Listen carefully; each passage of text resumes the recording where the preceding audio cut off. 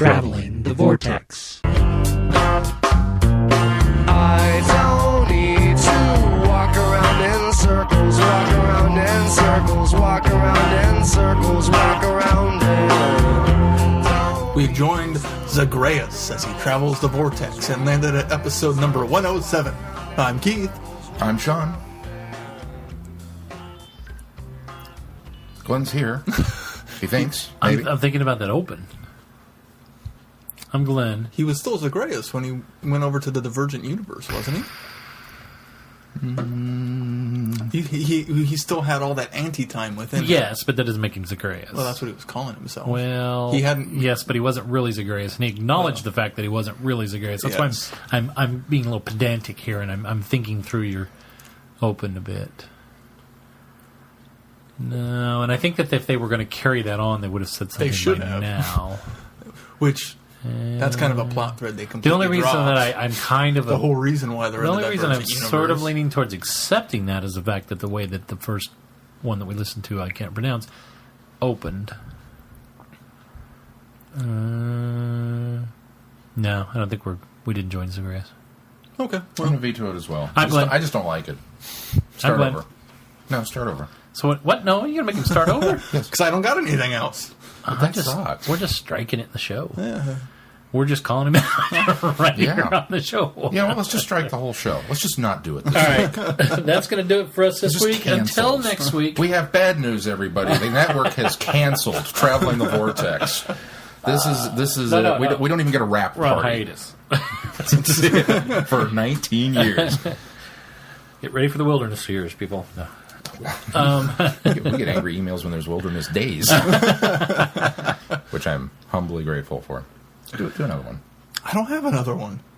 Come up with something. That was lame, dude. All right, here we go. Zagreus is Oh, he's going to do one on the All fly. right, 10 okay, episodes he's ago. got one on the fly. We've joined the Doctor as he travels the vortex and landed at episode number 107. And this week, the Doctor's the Grumpy Bear. I'm Keith. I'm Sean. I'm Glenn. I like that one. I can get behind that. I got my full support on that one. Even though that was only for the first story. He's not so much grumpy in the next one. No. He's grumpy for 8, but for other Doctors, not so much. Yeah, I mean, yeah. It's not outside the realm of character. Yeah. Now, But we'll the get there. first one. Yeah, right. Yeah, no, absolutely. I like that. But we'll get there. I'm behind that one. I'm Glenn. Oh, wait, we used to do it, yeah. How are you guys? We started the show yet? Yes, good. Very Average guys week. pretty uneventful. Not a lot went on this week. Sean's got... I've got all kinds of Maybe we got to news. save you till last. Okay. What did I do this week? Caitlin and I... Well, Probably clean the gutters. it was going to be Mason, Change some Caitlin, and I, light but bulbs. Mason got bored, which I expected from a 4-year-old. Caitlin wanted to start watching Doctor Who, so I said, which this is the girl that has sat down and watched a few classics with me here and there, bits and pieces, and so she's somewhat familiar. And in fact, I think she's Really? even seen a David Tennant. But I She's said, well, right in the prime I said, age if we're to going get to do into it. this, let's do it right. So we started with Rose. Oh, no unearthly child? No, she's 9 and she's a girl, so let's work her into this easily. So we started with Rose. And we watched that yesterday. Mason was all excited too, but Mason was mostly excited because Dad and Caitlin were doing something and he wanted to be part of it. So which is great. But so we watched it and she enjoyed it thoroughly. And so tonight she asked if we could watch another one, and we watched. In fact, I interrupted my Golden Globe watching to watch Into the World with her. So, and she enjoyed it as well. So, Which that's off your recently purchased DVDs, right? that's correct. I just picked up Series 1 in November, I think it was. That was a little serendipitous because you wouldn't have been able to do this with her otherwise. Well, He it's has on Netflix. Netflix. Right. Which eventually, if I don't pick up seasons 3, 4, and the specials, I'll have to do them that way anyway. So, yeah, because or borrow from you guys because you have them all. Just remember, they have it set up stupid on Netflix. It's better now. Well, the one special's still not with season 4, where the rest of the specials are. And Christmas Carol's still not on there. Yeah, I'm not too worried about it. I can find them. Well, you have Christmas Carol. You picked 6, didn't you? And it was $20 too. Yes, I did. I picked up 6. No, I picked up Series 5. I got 6 for Christmas. Yeah. Caitlin had her first basketball game yesterday. Ooh, how'd it go? It went well. Her team needs a little work, but she's this is her 4th year to play basketball. And this is just one of those little, weekend junior league basketball teams, but this is her 4th year, and she's one of the better of the players out there, so that's encouraging. Nice. And what else? Oh, today the kids got to go to Jump for Joy in Lawrence, which is a little bounce house place where you go and they have, I think there's like 4 really large bounce houses, and you go in, you pay for a session, and then you get to basically play for an hour in all these little bouncy houses. The big inflatable things where you crawl in and jump, and some of them are obstacle courses. One of them is a big giant slide, that kind of stuff. But I took advantage of them going there. Holly stayed with the kids, and I went to Britt's. And nice. I was going to pick you up some Jelly Babies, and they are out. Did you ask them to look in the basement? No, I didn't. She said she was certain she didn't have any at all because they're at the end of their they like inventory every so often, and she said they're at the end of the inventory and they'll get like a new shipment of everything next month. So she's kind of running out of everything now. So we were in there, and it looked I got like the impression she knew what she was talking about. Candy section was just pretty bare and Yeah, it was today. Well, I think the last time we got stale ones too, so I ate them anyway. There you go. I'm still keeping an eye out for that box instead of the bag.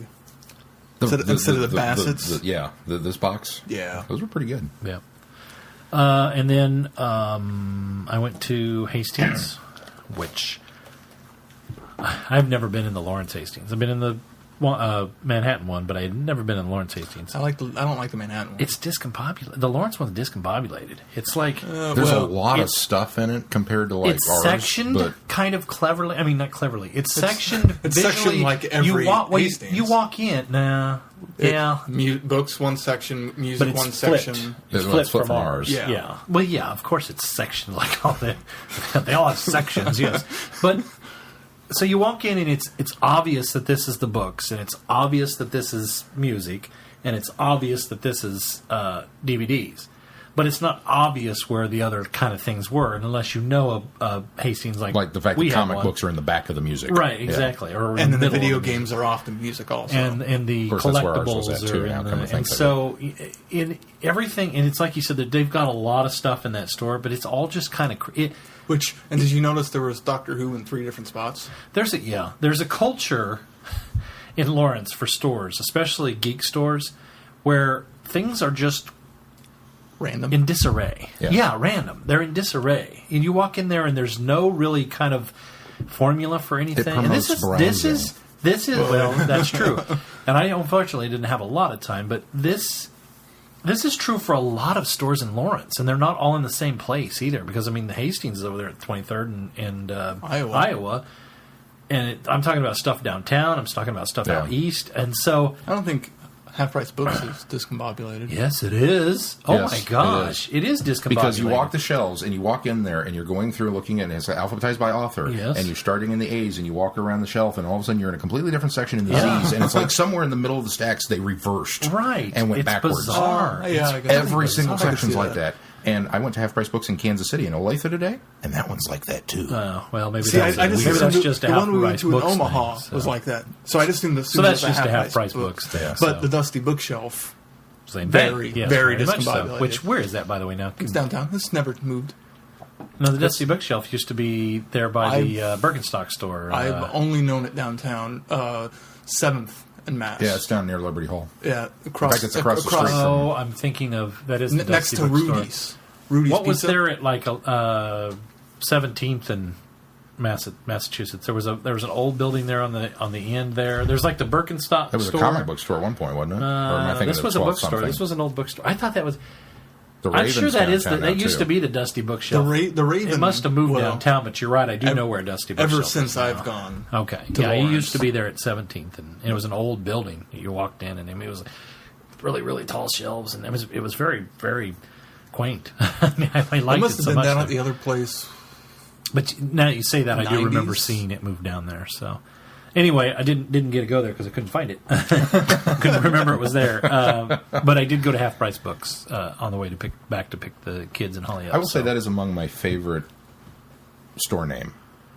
The Dusty Bookshelf. I just that's been half-price books. No, That's not half-price very books is kind of sucky. But you know what you're going to get. Mostly. Half-price books? Dusty Bookshelf. No, Dusty Bookshelf I think is half-price. cool. Gotcha. No, I don't like half-price. I do like Dusty No, Bookshelf. I'm saying you know what you're going to get with half-price bookstore. You know what you're going to get with Dusty Bookshelf, too. Maybe. I'd hope the books aren't that dusty. Well, why would you call it that, then? That adds to the ambiance, in my opinion. It's Well, it kinda certainly does. It's the owner owning up to the fact that But if you'd ever been No, I to it didn't when it was dust at it. 17th, and It was it really dusty. was dusty. it was a fire trap. Yeah. And, I mean, the aisles were like this narrow. I mean, literally, you were like It's like, walking what sideways. was the That's one how in the North Manhattan Topeka? Bookstore. Hastings is, I thought. Oh, is it? I've never been. so to narrow. Oh, yeah, no, I have been to Manhattan and Hastings. I thought that was very claustrophobic. It is claustrophobic, but it's... The Manhattan Dusty Bookshelf. See, I've never been to is Is it a a Manhattan. Dusty better. Bookshelf in Lois? It's in Aggieville. Really? No, in Manhattan. I'm going to correct this right now. We're going to end all. Aggieville is part of Manhattan. You said Lawrence. You said Lawrence. I said Lawrence. That's why he's correcting you. Okay, In never Manhattan. mind. Just me. It was In Aggieville. down the block. In Manhattan. It was between where CD Trade Post and Chipotle was. Really? Where CD Trade Post I was must have and walked Chipotle right- is. Was the CD Trade Post not there? Oh, it's not there. You're No. right. They closed Anyway, I that went to one. Lawrence today, and then the Golden Globes were on tonight.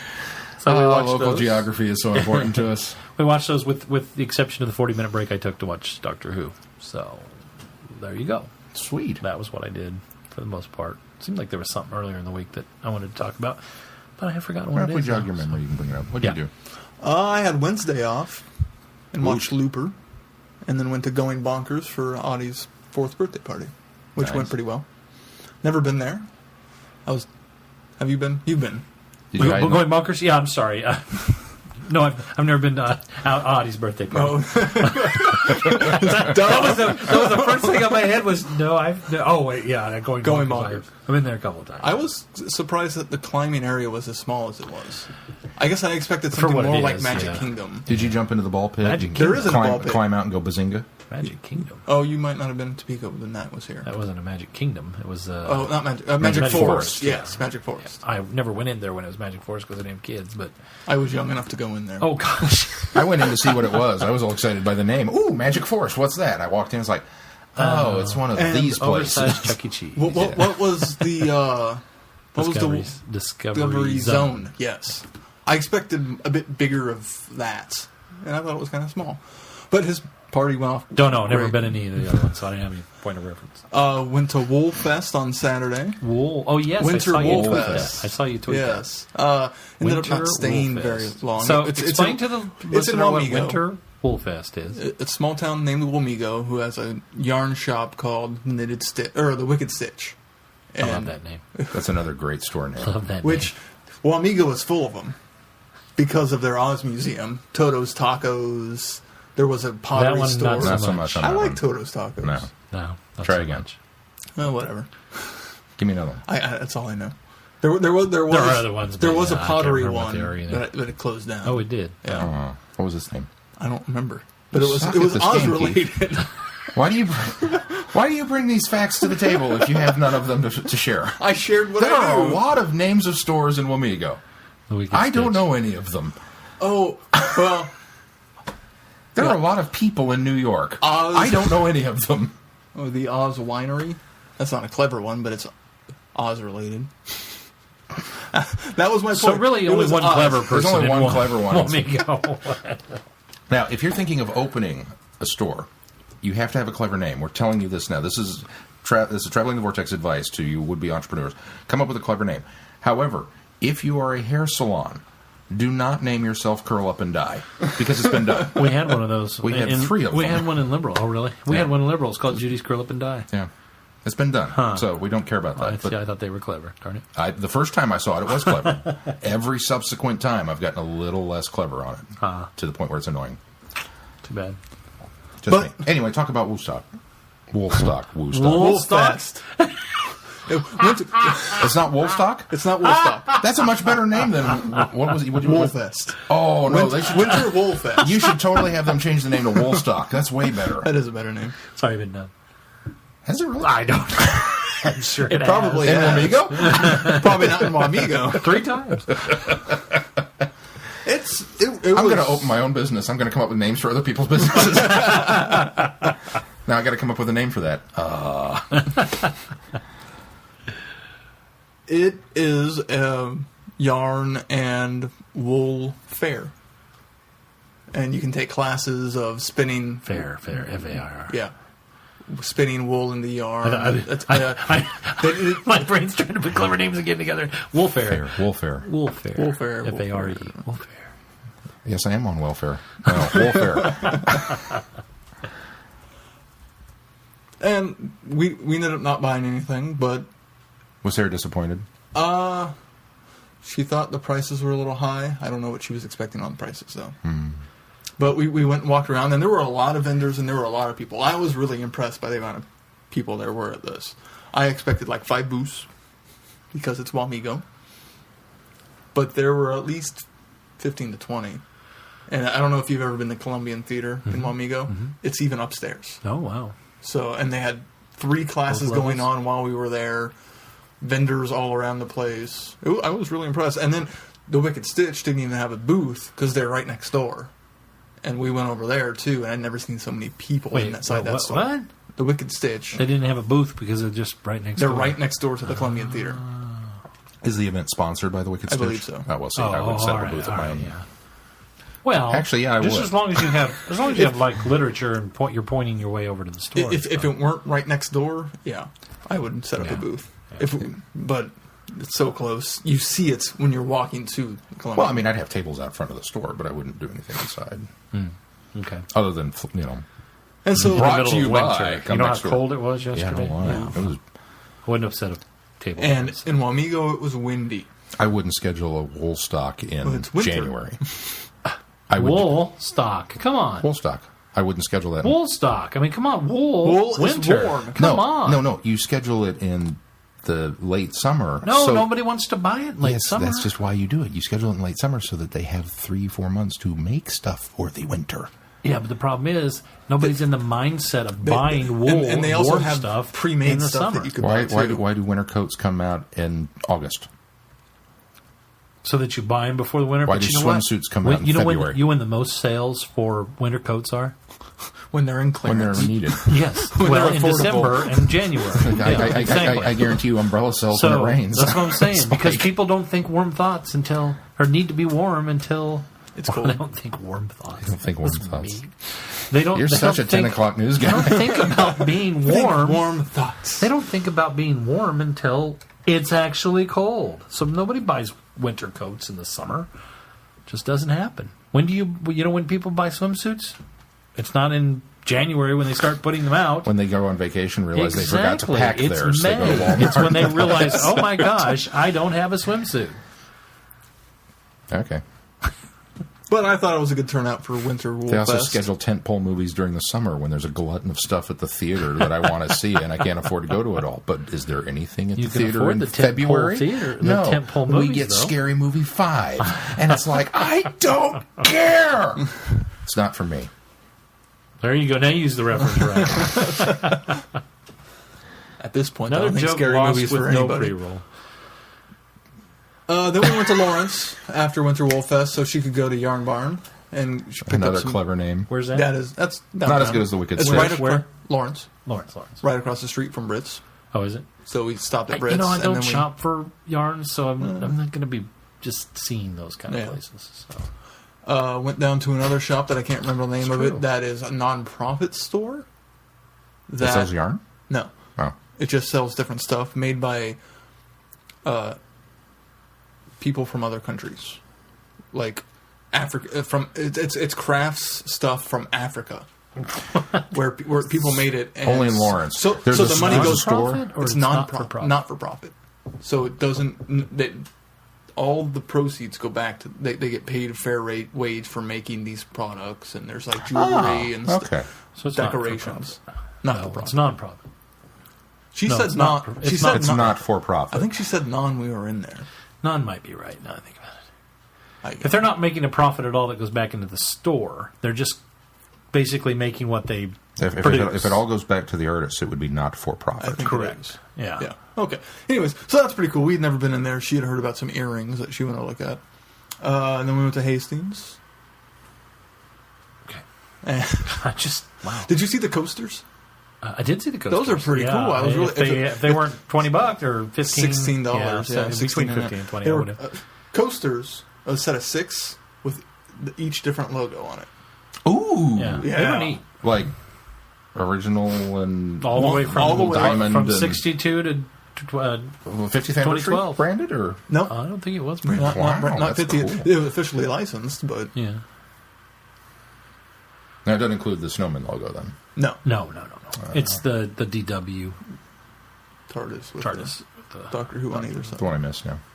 I was really tempted by him. Did you see but that somebody withheld. put together a graphic that had it was Bad Wolf, and the D in Bad and the W in Wolf was the TARDIS, the DW and the TARDIS. I think I have seen that. Bad Wolf. That was cool. That is Sorry, pretty that cool. just made me think of that.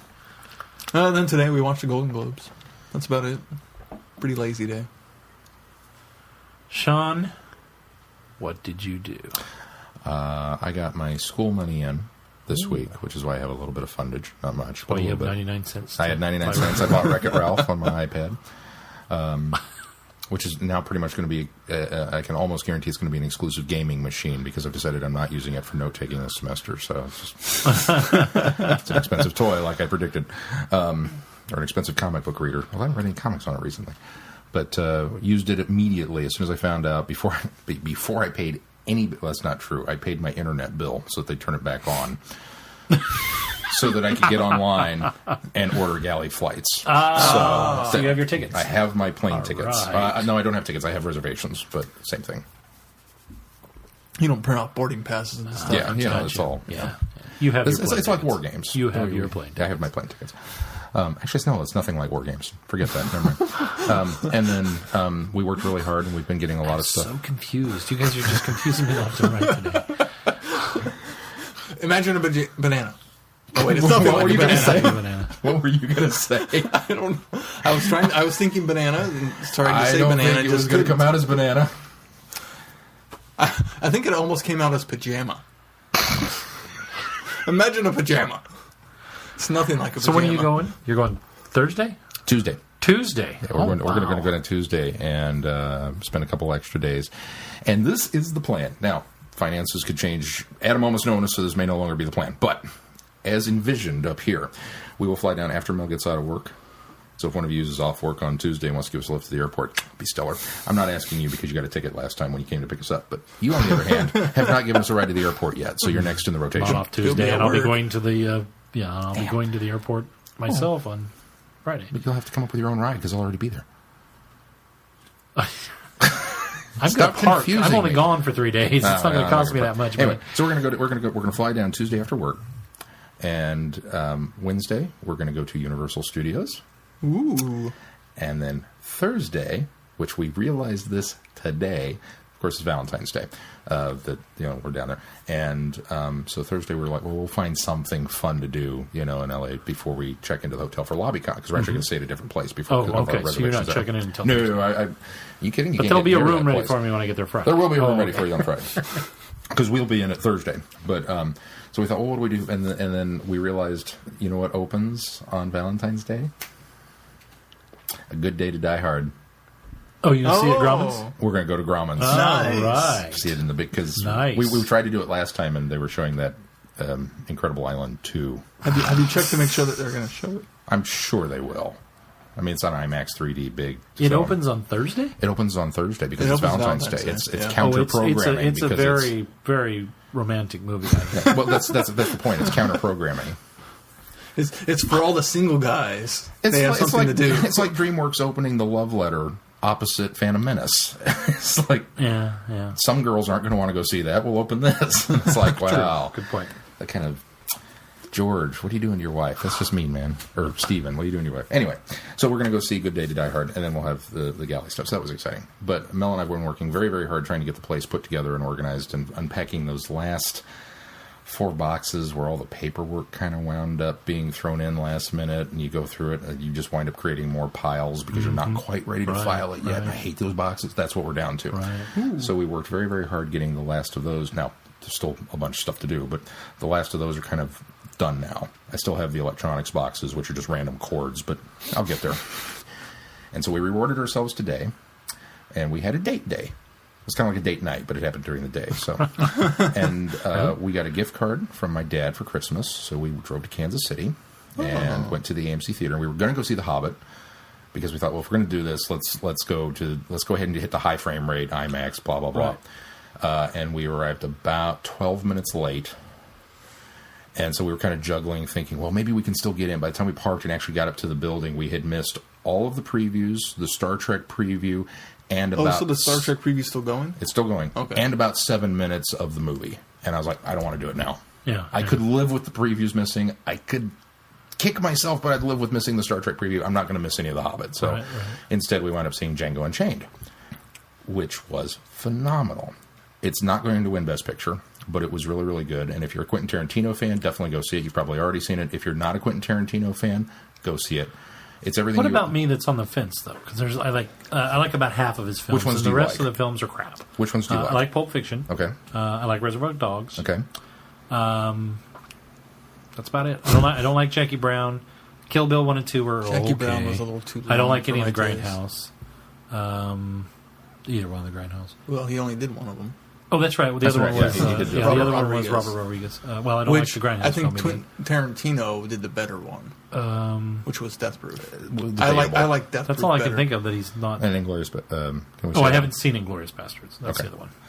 Okay, first of all, I think you really, really need to see Inglourious Bastards because I think that would probably come down on one of the ones that you would enjoy. Okay.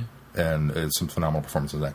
This one kind of has a foot in both worlds. It reminded me significantly of Inglourious Bastards, but because it's a spaghetti western, it's definitely got a lot of the kind of grindhouse moments to it. But it is a western, so that kind of goes back to the maybe Glenn will really enjoy this part of it. Yeah. Is it more spaghetti western? Is it like Kill Bill 2 being spaghetti western, being a Tarantino spaghetti western? Or is it more true spaghetti western? I think it's more true spaghetti western than Kill Bill 2. I mean, as with all things, it's... Hang on, I don't get the Kill Bill 2. Kill Bill Western. Part 1 was a ninja movie, or a samurai movie. It was a kung fu flick. Kung fu flick, yeah. Okay, I can see that. 2 is much more spaghetti western. Ooh, not at all. That's what everyone called it when it came out. Yeah, they're wrong. Well, everybody gets excited over the idea of Quentin Tarantino doing something new I will and fresh agree and with the first exciting, one. and he's I would agree not. with the first one being a kung fu flick. I would agree with the second one being kind of edgy and dirty, but I wouldn't consider it spaghetti western. This one's a spaghetti western. So if you like westerns, I think you'll enjoy this one. I think you'll be able to kind of overlook some of the things that you don't. It's everything that you would expect in a Tarantino western. It is uber violent and a little gory actually at times, but it's done in such a way that the copious amounts of blood that are flying around, I'm laughing too hard to take any of it seriously. So it's over the top, like Kill Bill was. Yeah, in some ways. Like that's that's the too bad, scene 'cause where that's what I the didn't like arm about cuts Kill off Bill. and It's a lot. Specifically, the scene. Now, I don't know. Spoilers for anybody who saw Pulp Fiction when Marvin gets his head shot off. I laughed uncontrollably at that. I don't know why, but I always do. Seeing brain matter splatter all over the back of the Well, room, you're not laughing at the violence. You're laughing laugh at the because situation. I'm laughing at and the situation. the suddenness of it. Yeah. There's that kind of violence okay. in Django Unchained where it's Because if it's Kill Bill, that was over the top. But if it's was cheese. that, Well, it's cheese. There you go. It was cheese on purpose. Yeah. So Well, I that's appreciate it just for that's that. just it. I didn't like that about it, It so. goes both ways because there are moments It that was are taking suddenly kung fu violent and surprising, which are funny, and then there's protracted gun battles in slow motion and blood is spraying everywhere on everybody, and That's too bad. It still kind of heightens that, My mom said That kind the of takes final the Western out of it, too. in then. some ways, yeah. It's a that's too bad. Tarantino Western, so That's too bad. Now, Christoph Waltz. This is why you need to see Inglourious Bastards, because I am ready to sit down and watch every Christoph Waltz movie the man has ever made. I got Best Supporting Actor tonight saw that. at the Globes. So. And I think he will for this. which he did for Inglourious. He's just that good. Maybe think you're right, yeah. he did. Maybe it's just the marriage of Tarantino dialogue with his delivery. Maybe that's just what makes it work. And he comments that he really hates, in a way that he hates the fact that it's a film, because you have to stop and reshoot and you have to do different takes and different angles and all that kind of stuff. And he says Quentin's dialogue, quite honestly, is more like a stage production. It's more like a play. And I'd love to be able to just go out there and do it and have one whole, which I think now is kind of a really interesting idea. I wonder if Tarantino would ever do something on Broadway. But he's just, once again, every single scene the man was in Inglourious Basterds, I was riveted, and they did a very cool thing. And that's the role that Costner was supposed to play, right? I think so, yeah. Oh, really? Yeah. Which Yeah, Costner backed out of it. that was Christoph Waltz's big American break. Yeah, everything else. Inglourious Basterds, probably. Yeah. I knew he was foreign. Because he was in Goldeneye. No, wait, that's a TV movie. Never mind. Yeah, no. But he in Inglourious Basterds, it's all because he's a German officer. He's a Nazi, and so he speaks German for a large portion you know what? of I it. have It's seen clips subtitled. with him in it. I have seen clips. But then he also speaks French. So those are subtitled as well. So you flip back and forth between hearing the cadence of the speech and reading it on the screen, and it's just you put the two together, and he's mesmerizing. Despite the fact this one's all English, with the exception of one scene where he speaks German, he's still mesmerizing. I mean, he's just that good. And I can't say enough good things about it. From top to bottom, I thought it was a well-made movie. I think it's probably Quentin's most polished film. And hopefully I'll have a review forthcoming on the website. And Sam Jackson's back. And Sam Jackson is back playing. What, was Sam Jackson not in Inglourious Basterds? He was the narrator. Okay. Oh, was he? Because he's in every 'Cause single film. Well, he wasn't ever in- since. Ever since Pulp Fiction. Ever since Pulp Fiction. Oh, well, yeah. who was he in Kill Bill? He was the old piano player in the beginning, at the wedding. I didn't know that. Yeah, he's the narrator in Inglourious not know that. Basterds. Oh, okay. Everyone in the German army knows who Hugo Stiglitz is. But yeah, I really liked it. And then we had dinner at if you're gonna Red watch- Lobster, so we got cheddar bay biscuits, so that was an added bonus.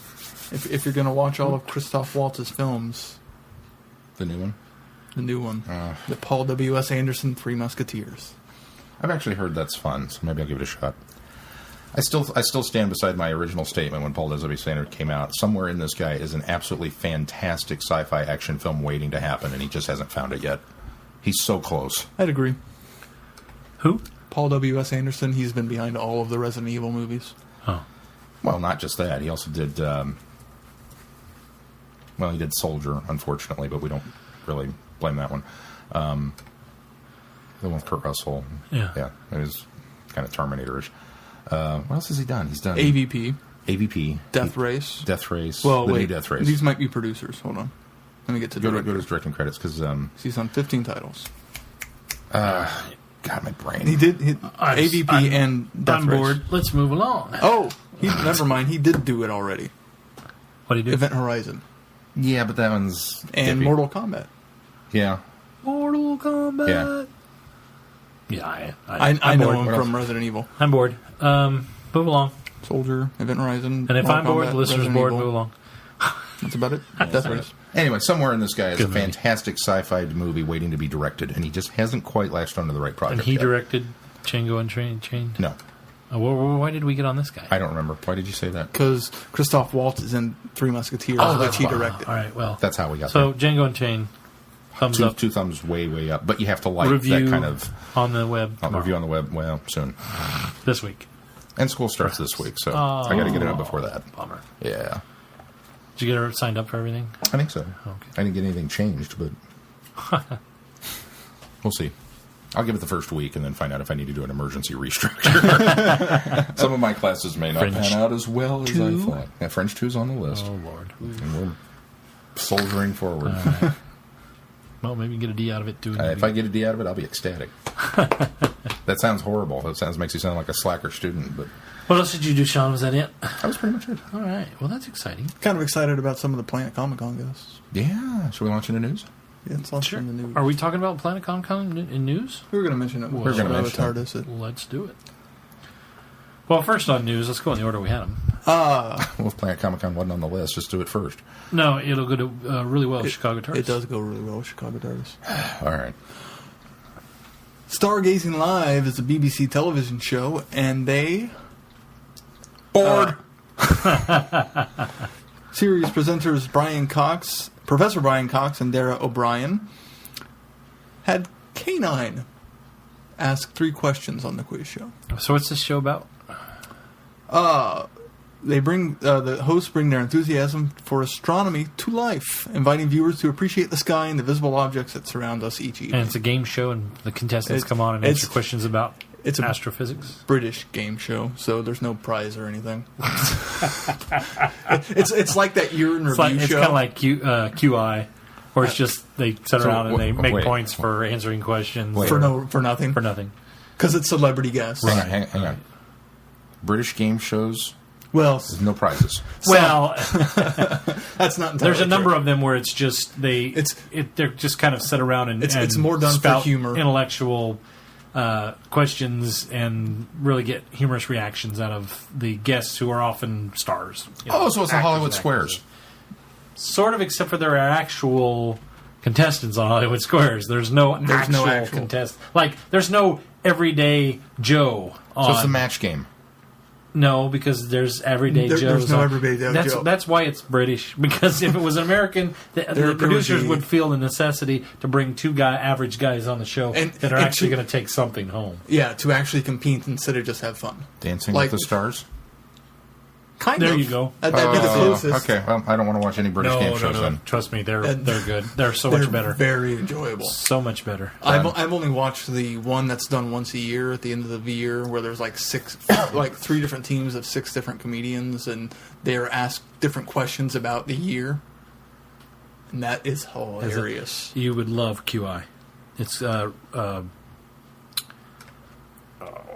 Stephen Fry is the host and the question master, and they have I like Stephen Fry. four panelists, and he asks questions, and the scoring's very difficult, but you can't give a joke answer that would be obvious, or you get penalized for it. But if you get the correct answers, you get tons of points, and you get answers for being clever, and it's really hard to follow the point system because it's really kind of chaotic. But they award the points at the end, and somebody always ends up having the most points. But it's just bragging rights, really, ultimately. So whose line it is anyway, where the points don't matter? who line? The show's Who made line? up? Whose line? That would be the best example because there's nobody in there benefiting from anything, and they get points, but they really are arbitrary. So Big Fat Quiz of the Year. That's what it's called. I'm gonna check that one out. Yeah, they do it every year.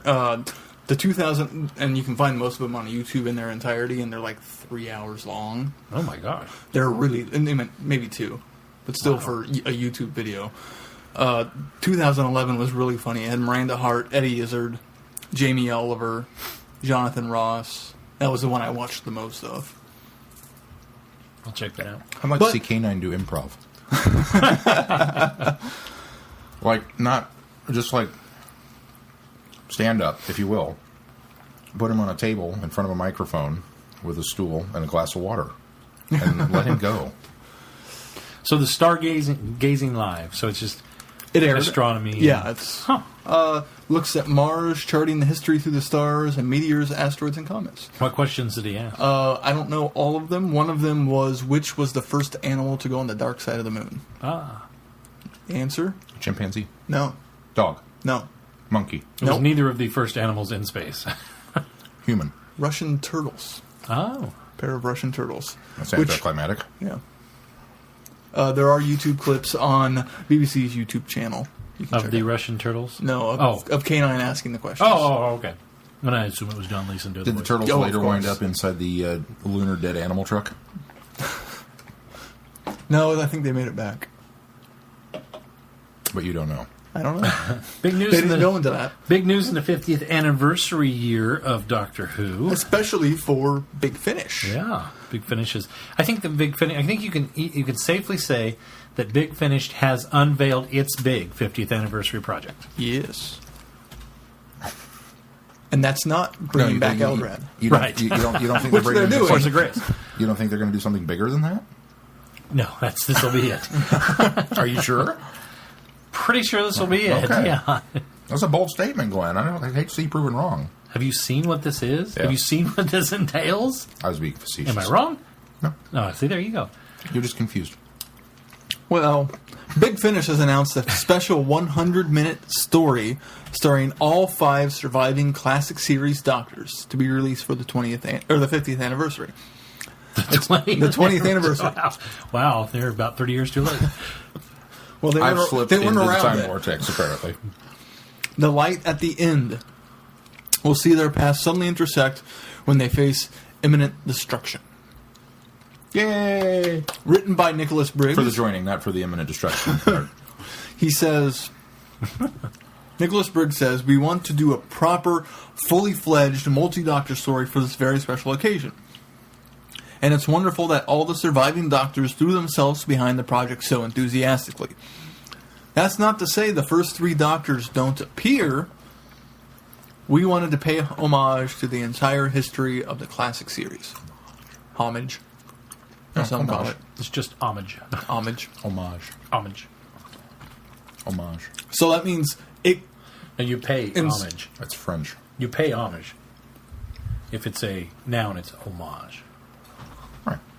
It's an homage. It's an homage. Yes. But they're paying homage.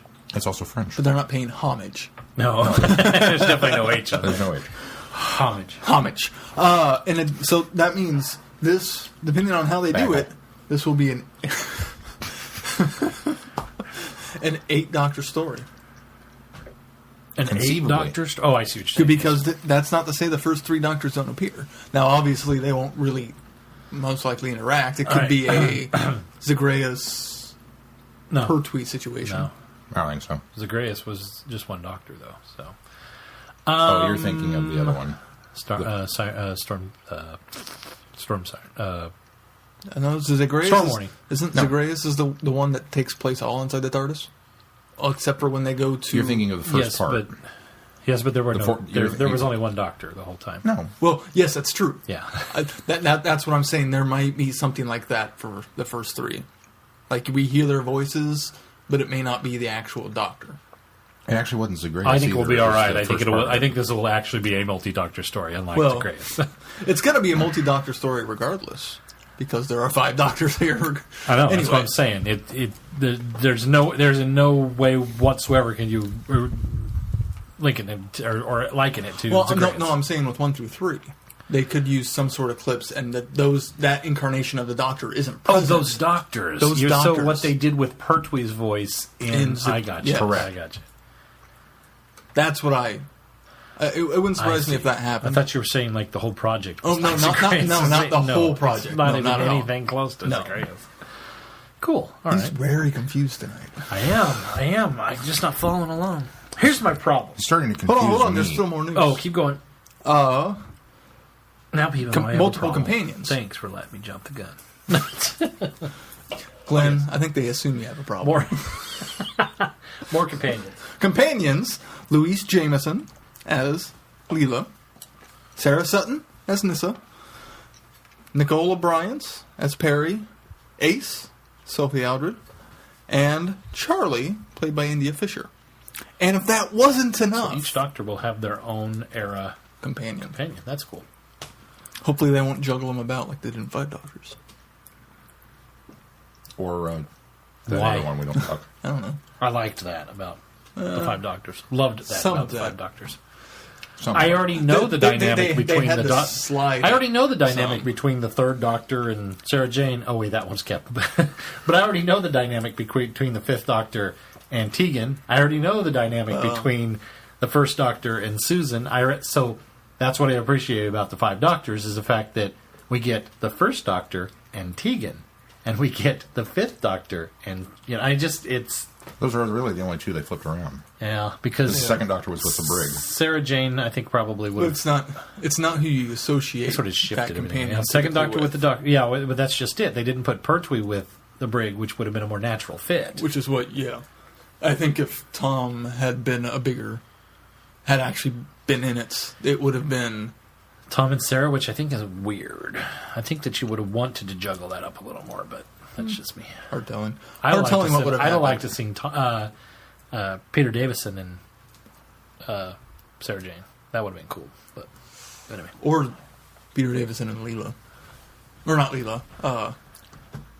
Romana. I think they might have had an Oh, I interesting guess if they'd chemistry. have- yeah, I because guess- assumingly Romana would have came with them. Which is funny because Patrick Troughton and they Romana won. didn't.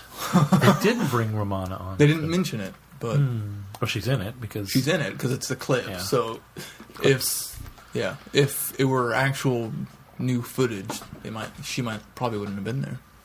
Yeah, that's probably true. Anyways, not only are all those companions going to be in it, Jeffrey Beavers is back to create Tom and Lalo mayhem married at that time then, maybe? Maybe that's why. as the Master.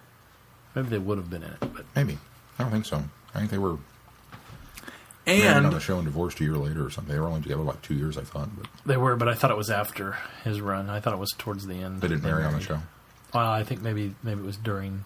Probably something in BBC bylaws about dating a coworker. Maybe. So Jeffrey Beavers, we just heard recently as the Master in Yes. Dust Breeding. And according to Nicholas Briggs, there will be a number of appearances from some much cherished old friends from the TV series. Cool. So what's your complaint? All right. Well, I don't want it to overshadow my enthusiasm for having an 8-Doctor story in audio. I think that's fantastic. I think that's incredible. Or even a 5. Even just a or 5. Well, okay. But what I'm saying is What about that an it 11? doesn't. Yeah, that would be even cool. But that's therein lies the problem. Is it just really feels like another caviting of the classic series and the new series. Because what this tells me is that Big Finish feels the need to do something with the surviving Doctors, the surviving classic Doctors. And they feel a need to fill maybe a hole that will not be filled on television. So you think this maybe So leans a I'm little bit thinking away this to leans- those rubbish rumors of none of the that classic perhaps Doctors have been the classic approached. Doctors will not be in anything, with the exception of like A documentary. interview specials and things like that. So Promotional material. yeah, that we won't actually see them in a proper story. So It's that's- hard telling. That's my problem with that. But alas, we'll wait and find out. Only to be disappointed later. No, really, if they could just get Chris back, that would be just do the 3 Doctors on screen. That'd be Yeah.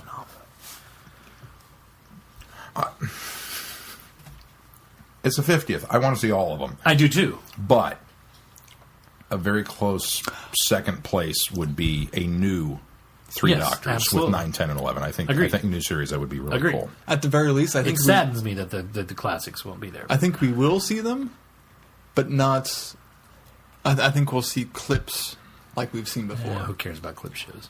Well, Clip not shows- clip clip shows. shows do not make- clip shows. clip shows do not I'm not make saying a 50th clip anniversary. show. No, Well, like I'm saying the faces images. in the Insta stamp thing. Right. No, Yeah. that's That was clips. cool, but it's That's clips. I It's don't not a like clip clips. show. No, It's not by a clip very show. definition of a clip show, but it's clips. It's not a clip show. It's a clip show with It's- with new footage. That's what it is. No, it's it's not. not Time Crash either. No, it's not. That's the problem. It's clip show. It's not. That's not a clip show. It is. No, a clip show is where all it is clips of No, that's previous not true. episodes. No, that's not true at all. That is not true at all. A clip show often has a new shot narrative between those clips, which possibly. in technicality, if you had 3 No. clips of the first 2 Doctors and then had a whole new story, it's still a clip show. Being a real ass tonight, isn't he? Still a clip show. It's not a clip show. It is. Moving on. Glenn's gonna poo-poo all over this one too, because What's this one? it's what you do. It doesn't matter what it is. BBC has announced the manufacturing of Doctor Who toilets, Glenn.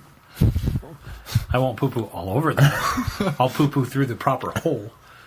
I don't think he will. I think you will I either. think he's gonna smear it. Oh, now you guys get disgusting. As we mentioned last week, there will be a series of 11 ebooks We're a little released. off tonight. We're a little off tonight, I think. Who's a little off? We're not in sync. Oh, I'm on. I know. No, I'm on. you are No, not. I he's am the one that's on, off. buddy. He's the one completely I am off. on. You guys are way somewhere else, but I am on. Okay, if 2 of us are on and 1 is not, that makes... I didn't say we were in sync. I just said I'm on. As mentioned last week, there will be 11 series of ebooks, which we failed to mention last week, that on the actual 50th anniversary, they will release in hardback. An anthology. An of anthology all of them. yeah. Cool, I'll save my money and wait. That I'm excited for. Yes. I have pre-ordered my first ebook, so But they It's gonna be announced on their hardback. first... I know. But I pre-ordered my first ebook because I'll have it read long before you do in 6 months or 7 months, That's true. 8 months, whatever. This is still in January, isn't it? It's still January, so how about 10 11 months? 10 months, 9 months. Almost 11. 4 It's months. 10 months. 7 months. I've just thrown them all out there. Just covering your bases to It make is sure. 10. I was told there would be no math. Yes, no, I'm excited about that one. And I have pre-ordered the light at the end. But they announced the their big hand for the doctor. The big hand for the doctor. They announced the first author. But you're on. I want you to remember this. Poor Keith can't even get through a news article here. because he keeps getting so confused of what's going on. Not to mention pedantic. That too. Still a clip show. A Big Hand for the Doctor is being written by Ian Colfer, which those who don't know or recognize the name, he wrote the hugely successful Artemis Fowl series Artemis of books, and also penned the 6th book in the Hitchhiker's Guide to the Galaxy series, and another thing. I did go back and look at the Artemis Fowl stuff, and it looks pretty interesting. Looks like a series to delve into. I've Although heard they're there's phenomenal. I've heard There's they're really good too. 7 books now, I think. I don't know.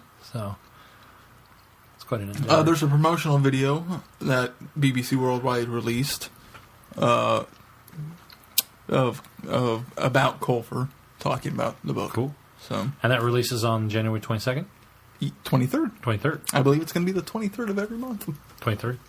Sweet. So Wednesday. I guess that's when books normally just come out. I don't think it matters. I think it's going to be the 23rd of every month.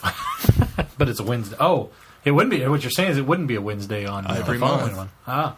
But because I it's guess the it's anniversary, digital, so. it's the 23rd. Oh, yeah. Yeah, That makes sense. He's so on.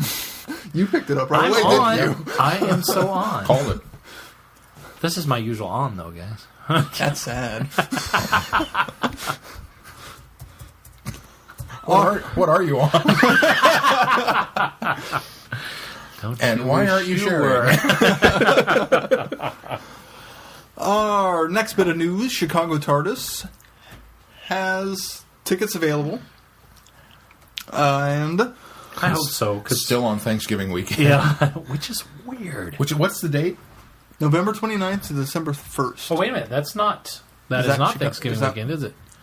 I think it is. I have no idea when No, it's always the Thanksgiving third. Thanksgiving is always the third week in November, it's- isn't it? Well, that Third would make weekend? this a Third bit Thursday? more- Whatever. It's the third Thursday of November. Thanksgiving 2013 Yeah, is Thursday, November 28th. Wow, the third Thursday in November is the 28th? 28th. Wow. because It must The start first is really Friday. late. Oh, okay, that's why. Which completely screws up our travel plans because we were going to try and hit Disney World this year and go between Veterans Day and Thanksgiving. And now it's an extra week for Thanksgiving Oh, I see. because of the holidays and kids. well, at school we and did whatnot. have Thanksgiving really early this year. It was earlier than normal. It fell in the calendar earlier. But they announced 4 guests will be there. Fraser Hines, Louise Jameson, Nicola Bryant, and Daphne Ashbrook. And they say with many more guests to be announced. I think that's an impressive lineup already for. I mean, they announced Yeah, this, no, actually, no. we're a That's little certainly behind. This was in December. That's so. certainly Yeah. not bad at all. I'd be To excited announce to it see, a month after they just had their con, Yeah. most I'd be wait excited to 6 see months. any of them, but I'm really jazzed about Nicola Bryant being there because I don't think she's been here for anything recently. I don't think she's I don't been to think the so. States for anything recently. So We love you, Nicola. Which, and coming back a little bit more local, there's been some guest announcements for Planet ComiCon. Which is our big con in Kansas City. The media guests so far, Tom Kane, who was there last year and and does the the year voice before of that, and the year before that. and was at ConX. And was it Connect? Oh, well, he lives in Kansas City. Yeah. So we've already. He's the established voice of the Oscars, though. He is, yes. Julia Indeed. Benson, who some of our sci-fi fans may recognize from Stargate Universe. And so far, the biggest, in my opinion, guest they've announced, Adam Baldwin. That's the biggest? Well, So yeah, far, I guess. of the 3. Sci-fi wise, yes. Yeah. Well, he's also. No, of the 3 media guests, Well, but I mean, okay. he has the biggest I don't resume. consider Adam Baldwin a big guest, but in the realm of sci-fi, absolutely. Yeah. He's got an impressive film resume. I'm though. just saying compared to the other 2. Well, no. No, he has. He has a very impressive... he has a very Compared to the other two, extensive- yes. He has a very extensive, thank you, that's the word I'm looking for, film resume. Now, a lot of these may be smaller bit parts, but he's been in a ton of stuff. Yeah, but that doesn't really equate to a big name. But, obviously, Jane from Firefly. Yeah. That's, No, that's what I say. In the realm of sci-fi, and Chuck, and in the realm of sci-fi, that's their biggest gift so far. he was in Full Metal Jacket. That wasn't sci-fi. Which typically they stick to the realm But he of was sci-fi. a very small part in that too. That's so. true. And Predator too. And Predator 2. Very small part in that. Don't fact, do he the died end. very Don't aim to bet him. I'm not. He died very early. It's difficult. Keith and I we're so. I don't. I'll tell you what I I'm don't want excited. to take What I'm anything excited away. about is the fact that I didn't drive Yeah, 3.5 hours You brought it up. to Omaha to get his autograph. It was still now a lot I of can fun. drive It made it worth it. 45 minutes. No, it's going to be more than that because they moved it this year. But Well, no, it's at Bard Hall, so it will be 45 minutes. oh, it is. It's closer. Yeah, It's you're right. closer. It's not clear down to down near Metcalf. Yes, so 45 minutes to get More an autograph. local geography. Neat. Although I think your guys' meeting in Omaha was a little more intimate than it will be at Planet Yeah, ComiCon. that's so for sure. That's But- the bonus. If you guys would take anything away from that, The I have a downside of the picture with Omaha it. trip Yeah. was we did not get, which the picture didn't cost anything either. Yeah, I'm sure right, it will here. yeah. Now we'll get to hear him talk on a panel, Yeah. which Well, that'll be which cool. was Yeah, not. that'll be cool. That's what I'm looking I forward hope to. this isn't the most of it though. I hope this isn't their big media guest. I hope No, there's no, still no, more. no. There's more. There's still Surprise. more. There's more coming. Okay. I know. I've got my hopes up. But I know. don't. I don't think so. I don't but think so. I guess this way. Just because of the way they were talking about the costs. They're still. I know. I know. It's- Wait, are you guys on the same page? Yeah. Yeah. I must not be on the same page then, because I'm thinking it's another possibility. Who are you thinking of? Somebody commented on the Facebook page of a suggestion and Oh, he's also. how it could be possible. McCoy. Oh no, I hadn't heard that one. Sylvester? Yeah. Well, that would be incredible. Oh my God, I'd pass out. He's Although still may be in gonna the see him yeah, see him in in a few February. weeks. But he may still be in the States doing promotional stuff or filming or I'm something. sorry, those don't work that way, Keith. That's Yeah, I know. that was their logic. Understandably so, but I don't. I guess that's why I'm saying is I don't. That doesn't give me any hope because that's not how it works. But that would be cool. No, No, but the other one I think. The I don't other- think the that'll other one's happen not either. gonna But happen. that one's. it's. I'm the pretty, one- I'm that's pretty the sure one- I saw Chris say That's it's the not one happening. we've gotten from. But that's. That's the one we've gotten from at least inside sources. That's still possible. We have an inside source that said we're trying for this, and then we had an inside source that said it's not happening, but then there's another inside source that said they're still working very hard to make that happen. I haven't So, heard that they're still trying to work on know that. what? if you answered any of your emails, I've you'd be seen in the the loop. emails. It's the cost. It's just the I'm cost sure it factor. is. I don't doubt that that's it at all. I but don't see it happen because of the cost factor. They're working on it. Anyway, viewer or listeners, we'll let you know one way or the other. So, once we have Once we find out. Some Well, confirmation. I mean, once we even if this specific person doesn't come, we'll let you know who the speculation was. Oh yeah, I Yeah, mean we once can- once we it's can out of the certainly say bag, it we after can. that, yeah. I can't even say we're contractually obligated not to, but we've been asked not to, so we can't speculate publicly. Well, it's an unspoken contract. it's a I think, kindness. at We're this not point, going so. to ruin it. So. Unspoken contract. Although maybe if we said it, the thousands of listeners we have. What I am excited rally. about, you guys know, I'm not like a rabid Firefly fan, but I love the show. You guys can't argue against that. Don't believe him. He What'll doesn't be like nice anything. is I'll be able to have another Firefly autograph on my wall next to Jewel. Oh yeah, That's what I'm really looking forward to. kind of sad. I would. Well, Keith and I thought that too, and then went, oh nope. we were already there. Sarah and I were I'll maybe I'll get discussing more it. Firefly guests. That would be That would be really awesome. We were discussing it, and we're like, while it would be cool to have Adam come so we could hear him on a panel, we were still kind of hoping that it wasn't going to be him or Jewel, even though those were the two most 'Cause you've likely already met candidates, them, yeah. because we already have those autographs. Sure. That's the thing is I don't want to take away anything from the absolute success of getting someone for the con, whether you think he's a big star or not. Getting Adam Baldwin's going to be huge for Planet ComiCon. It's not quite on the level with It's not Lando. It's not Lando. It's but, not. Yeah. It's bigger than Buck Rogers. But, Oh, yeah. but I think that shows it's going even towards bigger guests in the future. I agree, especially if that's the big Even one they've this announced year. now. I think there's still bigger things Yeah. on the horizon. But at any rate, we were still we're torn because we want to celebrate that success. And it's like, hey, that's awesome, that's fantastic. And then there's also tempered with I've already met him. So it's just a little bit on the, Okay. I mean, I'm sure he's not that he's not a cool guy to hang with. And I've just decided that I guess I will just go get Bob Kane's autograph this year, or maybe he'll quit Tom coming. Kane? Or Tom Kane, yeah, Bob. Bob. I don't think Bob's you gonna met come. Tom Kane and you've not got his autograph. I've never met him. I've never went to his table. No, Ever? no. I'm not going to go bother the guy because I'm not going to pay him $30 for his autograph. So You could take one of your Oscar statues and have him sign that. that would be cool. It would be cool. I mean, and then he'd comment, well, this isn't a No, real I Oscar do. statue. I would but do. I would do Yoda. I'd do Yoda because that's. I'd take a Yoda picture, or not take one, but get a Yoda picture there. He was Professor Utonium in the Powerpuff Girls. He was, yes. And the mayor, and the voice of him. Not that impressed because of Powerpuff Girls. More impressed because of Clone Wars. So I would get it. It's just, it's one of those things that, you know me, I budget my autographs. I go there and go, okay, I'm only spending this much money, and I do. And so I go there and this is how much I spend. He's always been one of those ones where it's like, okay, well, and I might have even got him the first year I went, except for Caitlin went with me, and she wanted an autograph, and she knew who Ahsoka Tano was, and so she got Ashley Eckstein. Yeah. Eckstein. She got her autograph, so there was that money for that, which was the Tom Kane money I would have used. So, Have they made a Mayor Quincy Sharp from Arkham City action figure yet? I don't believe so. Because he did the voice of that. You could get him did to he? sign that. that would be kind of cool. I still haven't played Arkham I City. bet, he's I bet it's something he also, hasn't got much either. He's also... Oh! I know what it Gandalf was. I know in what else I Aragorn's did this Quest. week. Speaking of Batman, isn't he the... what?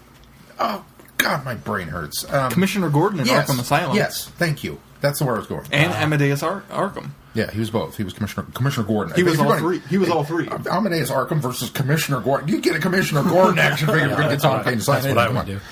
I'm sorry, go ahead. What did you do Yeah, this no, week? I just remembered. You told me it would jog my memory, and something finally jogged my memory. There's two things about this.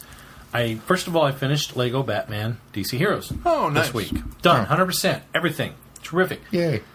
Here's the thing. You remember how I started it? I just couldn't get excited about it, and then I finally sat down and plowed through it. It's a wonderful game. Great hub really system. is. It's intimidating at first. It's entirely intimidating at first. Great hub system. Ultimately, it's a lot of fun, especially when you unlock enough characters to really kind of do stuff in the hub. Once All right. you get Superman and can fly around, Yeah, it makes it well, a lot easier. here's what makes it a lot easier is when you get some of those ones that do things that the suits do. Because there's a lot of times when you start out that you have to use the Batman and Robin suits all the way up the dang building. But later on, when you get some things that, you know, like Mr. Freeze and some of the ones that can do other powers that the suits do, then you can kind of circumvent some of the... There's still suits that... There are still some things that only suits do. Robin's acrobat suit for one of them. because you got one of the Batman stupid ball, One of the Batman the suits. hamster ball. Yeah. Because I wanna say Robin the can Batman only suit. do acrobatic things if he's wearing the acrobatic Yes, suit. exactly. It's a Lego. The hazmat suit's another one of them that is limited. But anyway, finished that, and I can't believe Keith did not say something. Maybe he doesn't want to spoil it. Maybe I shouldn't tell Sean, except for I'm so excited, and maybe this will energize Sean to play this game, that the I'll free still play it. play... There's one scene where the Joker and Lex... It's going to ruin a little bit of the story, but it won't give a lot up. Are using this giant Joker robot in order to gas the city, in order to convince the citizens to vote for Lex so that he'll become president. Okay. Okay. On the free play part of it, it happens in front of Gotham City Hall. And there's nothing on the front of this that has any resemblance to this at all until you start working your way up. And suddenly at the top of Gotham City Hall, at the peak of the building, is a clock in the middle. Oh, That looks very similar to the clock tower I never thought in the of that courthouse. when playing it. And I didn't think anything about it either, but I looked at it and said, oh, that's kind of cool. Except there's one of the things you have to do is you have to get in the magnet suit, which fortunately Cyclops can do the magnetic stuff as well. So you become Cyclops. Cyborg. Or Cyborg, I'm sorry, not Cyclops. Yeah, Cyclops, wrong universe. Wrong universe. Cyborg, you become Cyborg, and you you zap the hands, and they turn to 10:04, and lightning comes down and smashes the clock. yeah, I remember and that sprays now. coins everywhere, and you get a brick for it. It's incredible. That I is was the like, oh my coolest gosh, thing it's ever. totally a Back to the Future reference. Oh. Does that mean? Oh, that would be... Oh, They are making Back to the Future Legos. oh, Is that an Easter egg to let us know what's coming? oh. That would be awesome. Now, that's going to be down the line, because the next one in line, did you see they announced that Marvel is the next one? Yeah. So maybe after that, Back to the Future. Oh. Isn't there one in between those? I Between don't think so. Back to the usually Future. They there's- just released Lord of the Rings, like, what, a month or two ago? Yeah, but they usually do 3 a year. No, they do 2 a year, don't they? Last several they've done 3. Well, last year was a real glutton because we have. I mean, it seemed like there was There Star was a lot. Wars 3. 3. No, Star Potter Wars 3 2. was it. Potter Star Wars 2. 3 was at Christmas of last year. You were still playing that at your old house, Yeah, that's Potter true. 2. and then Oh, I played Potter 2 at my old house too. yeah. So Potter 2. Well, yeah, you're right. But I was thinking Potter 2. So that was the Lord of glutton the year. Rings. The glutton year was the Lord of the glutton Rings. year was Pirates, Star Wars 3, and Harry 2. Yeah. You're right. That was a glutton Yeah. year. Last year it Last was just year 2. we just got Batman and Lord of the Rings. Okay. So Well, it's not yeah. 3 every year. In fact, I think that was the only I year think we that- got I think 3. that Most is the years only it's year. 2. Yeah. Yeah, you're We right. finished Pirates. Oh, you did? Yeah. Well, I finished Pirates on Have my you gone in and playthrough. done the ride? Yes. That was pretty cool. That was cool. That was I neat. enjoyed And it's that. actually got the ride music. That's Yeah. what impressed me the most That about was it. the coolest part of it. That was the little nostalgia piece. It wasn't worth the 85 gold bricks to build that to get into it, but it was, it's okay, we'll play through this and then we're done. But yeah, I've completed my playthrough, and then we have to turn around and start Mel's to get the achievements on the other side, which is the Lego games. Stop with the duplicate achievement. It's just, come on. Don't make us play this game 17 times. Yeah. I enjoy it. If I enjoy it enough, I'll go back and play it again anyway. The Don't problem make me is do it. there are other ways to make a game replayable. Yeah. That's not That's one not of wrong. them. Well, and this is the other thing, because we thought, well, we'll finish up with Pirates, and then we'll go ahead and just blow through it real quick, and we'll activate all the cheats. There are no cheat codes for the red hats in Pirates, the ones that give you the unlimited money or the unlimited this. There's codes for certain characters, and they're not even characters that you would play with. It's like, are you kidding me? So we literally have to start completely over from scratch on her playthrough, which is really aggravating. But anyway, enough talk about Lego games. Yeah, but you can plow through them. So anyway, done with that. Got that Nice. finished. That was one of my things this week. So, oh, and Monday, Lego Lord of the Rings will be arriving at my house from Amazon. Sweet. I haven't heard from the library yet if they're going to purchase it. I'm sure they will. Well, they purchased it for Wii only. Yeah, he had to put Ooh. he I put a put in a request. request. In, so. Really? Yeah. Oh. Because I don't know if I want to own They it. probably looked at the age difference with Xbox. Nobody. If I had nobody bought owns it an at Xbox. 30, would I it? probably would have waited until I could rent it. Or I might borrow pick it but- up for 20 if I find it. Yeah, 20 I mean, when it will. drops down. It'll eventually. It'll I- eventually. I only buy They're them at all 20. at I'm 20 so now far with the behind. exception of that one. So. I'm so far behind. I only buy them at 20. That's kind of nice being at that point. Yeah. Well, I never bought Pirates, and I never bought Star Wars 3. I rented both of those, or checked out both of those from libraries. See, and I'm not a big enough Lord of the Rings fan. Oh, come on. I like Lord of the Rings. I'm a big enough Lego fan. Oh, do you mean to buy it? Oh, I Yeah, see what you're to saying. buy it. Yeah. I'll Yeah, play it, absolutely. But Yeah. to buy it, I don't know if I'd go back and when our replay library it. didn't have it, I thought, okay, I'll spend. I don't have Lord of the Rings or Batman 2 yet. The only one I don't own other than that is, well, I sold my copy of the Batman 1, but Mel still owns it. So technically I still own it too, is Lego. And I played it. I played all through. I borrowed Adam's, but I won't What? play Lego Rock think I'm Band. confused. That was the part of that phrase that I needed to put in there. I Lego think I Rock figured Band. out what's confusing me. It's Sean. Lego Rock Band. That's the only one I haven't completed. Yeah, me too. Stupid Final Countdown guitar solo on Expert. If anybody can play guitar on Rock Band really, really well and would like to come help us knock out a couple of trophies or achievements, you can reach us on the feedback page. It's only 4 we need done. Yeah. 4. The 3 of us and Mel. Oh, there's only 4 achievements. Okay. I was You only- thinking, you only have to I play only the have game. 1 achievement left. But you mean amongst us, we all have... You only have to do it 4 Yeah. times. Hey, when are you getting online so that we can co-op Ghostbusters Arcade before the servers get turned off so we can knock out that last achievement? Ghostbusters Arcade. Oh, the Sanctum Sanctum of Slime. Sanctum of Slime. Whenever. We need to set that up so that we can Just knock that text me out. whenever I'm home sometime. All we need to do, we don't have to play it. We just have to get 4 people to log on at the same time. I'm great. And I'm to do done with that one. Let's do it. All right. Who's going to be the 4th? I think Julian owns it. Oh, okay. Otherwise, you're download. Oh, you don't have. I'm on your box, so you can log me in. It's still on your box, yeah. You could just Oh yeah, log maybe in. that'll work. Well, yeah, because you can play through. You can play up to 4 on his box. On one box. As yeah. long as you have one person online, I think you'll be okay. Oh wait, you don't have an online account though. Yeah, I do. Oh, you do. He's Oh, part, yeah, he's you're part part of of our your family family plan. Yeah. Ungrateful little kid when We he didn't moved say out. that, did we? What are you saying? Use a family plan for? You paid for it. I You paid might- for it. And Well, I it's paid cheaper to him pay for a last year. family plan for me and Mel. You're right. You did. I sent him $20 last year for it. He did. So this year I probably won't. No. Oh, really? Because I was expecting that source of income. That's all I'm getting for January, Keith. I got to buy Wreck-It Ralph when it comes out. Come on, man. What were we talking about? Oh, Planet ComiCon. We're done. We're Right? done. That's We're it. done. That's it for news. So what's next? feedback? Oh my gosh, we're an hour 15 in. And we haven't got to feedback yet. Well, let's burn Luckily, through we this. don't have much Whole feedback. bunch of feedback too. Are we ready? Is this just feedback? And I lost my lyrics. Is this just rambling? Caught in the vortex. No escape from the tangenting. Open your ears. Hook up your iPod and bah! It's a Who podcast. We read your feedback. Time for question, comment, question. Someone poke the bear again. We love answering your mail. Someone send us feedback to us. To us. Lordy, we went the longest song in existence. No, that's all. Oh, okay. I was ready to do the Wayne's World hit box. I ran out of time. I couldn't do the rest of So it. now it has to be a Queen song. It cannot be any band but Queen. Oh no, you've locked yourself into two queens. What other bands are there? Well, that's true.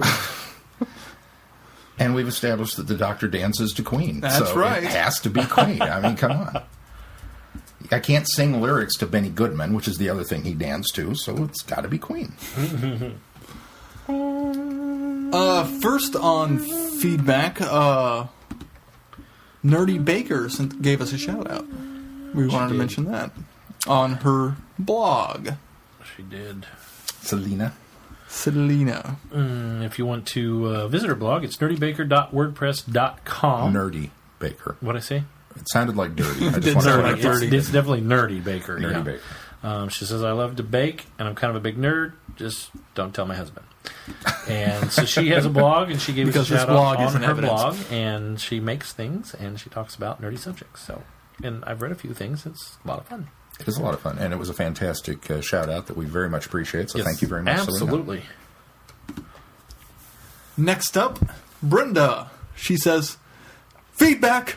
Dear Vortex Gang, as you may have seen my Brenda, face... that intro was so last week. As you may know if you have seen my Facebook post recently, 2013 started off with a slap in the face for me when my job was eliminated on my first day back at work after the new year. It was quite a stressful job, the one I did to have a salary and benefits so that I could afford to do the more enjoyable music jobs. So there was an element of relief, but I still was pretty gutted. And I've spent a good bit of time the past week sitting and staring as I try to figure out what to do. In the midst of the trauma, I needed some happy time, and found just what I needed in the past 2 podcasts. Really, I just needed some time with my Who family to do some healing, and I thank you all, hosts and fan community, for helping me. We're sorry to hear about that, Yeah, Brenda. absolutely. And our thoughts go out for you, and we're glad we could bring some light in a dark time. Definitely. She continues with, and now for some tangents. Add my vote to those who enjoyed Glenn's Disney adventures. How many is that now? A lot. During my days in graduate school at Florida State 4 University. of our 5 listeners. I guess that's pretty good odds. It's an indicator. That's 80%. That's 80%. That's 2 grades higher than what I got in French.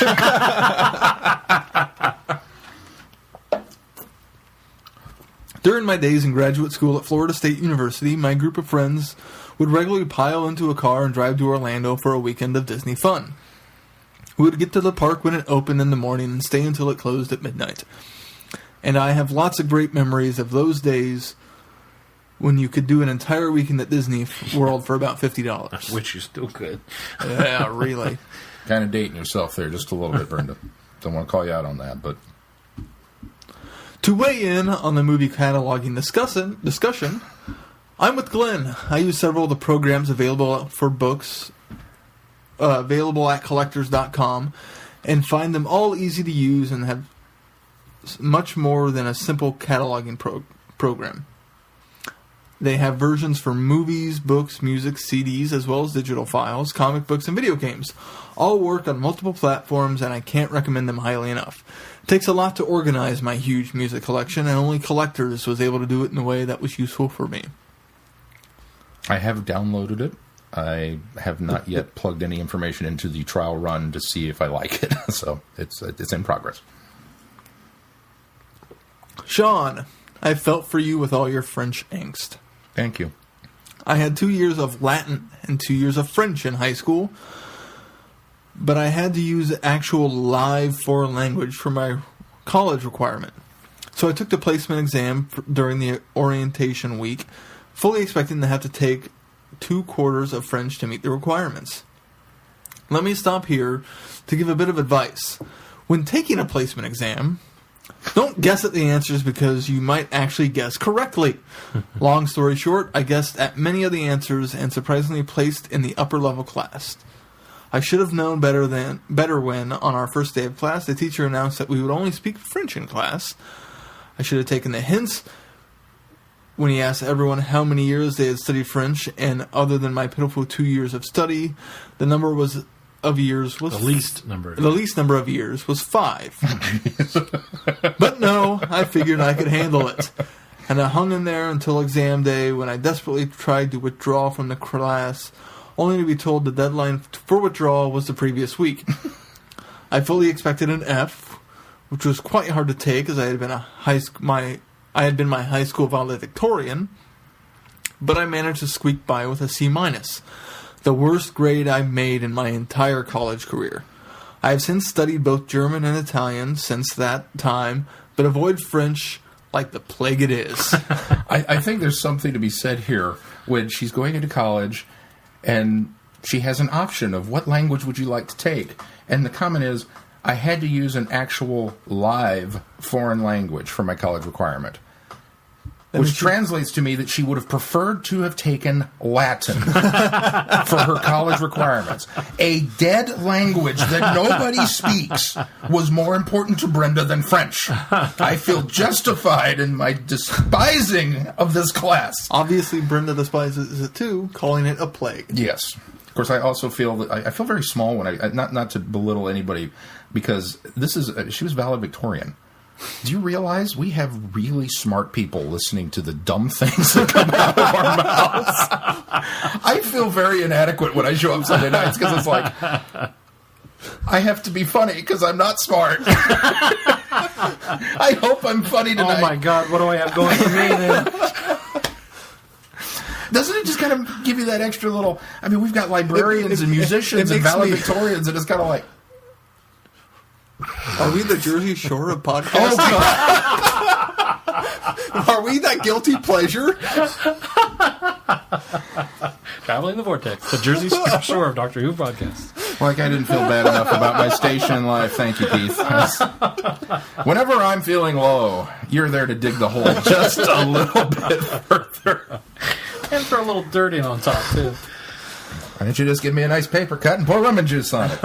Hey, I could have gone for worse. No, it's okay. Leave it alone. Jersey Shore podcast. I could have gone for Honey Boo Boo. Oh gosh, no. We're not that low yet. Exactly. Unfortunately, there are worse things than Jersey Shore.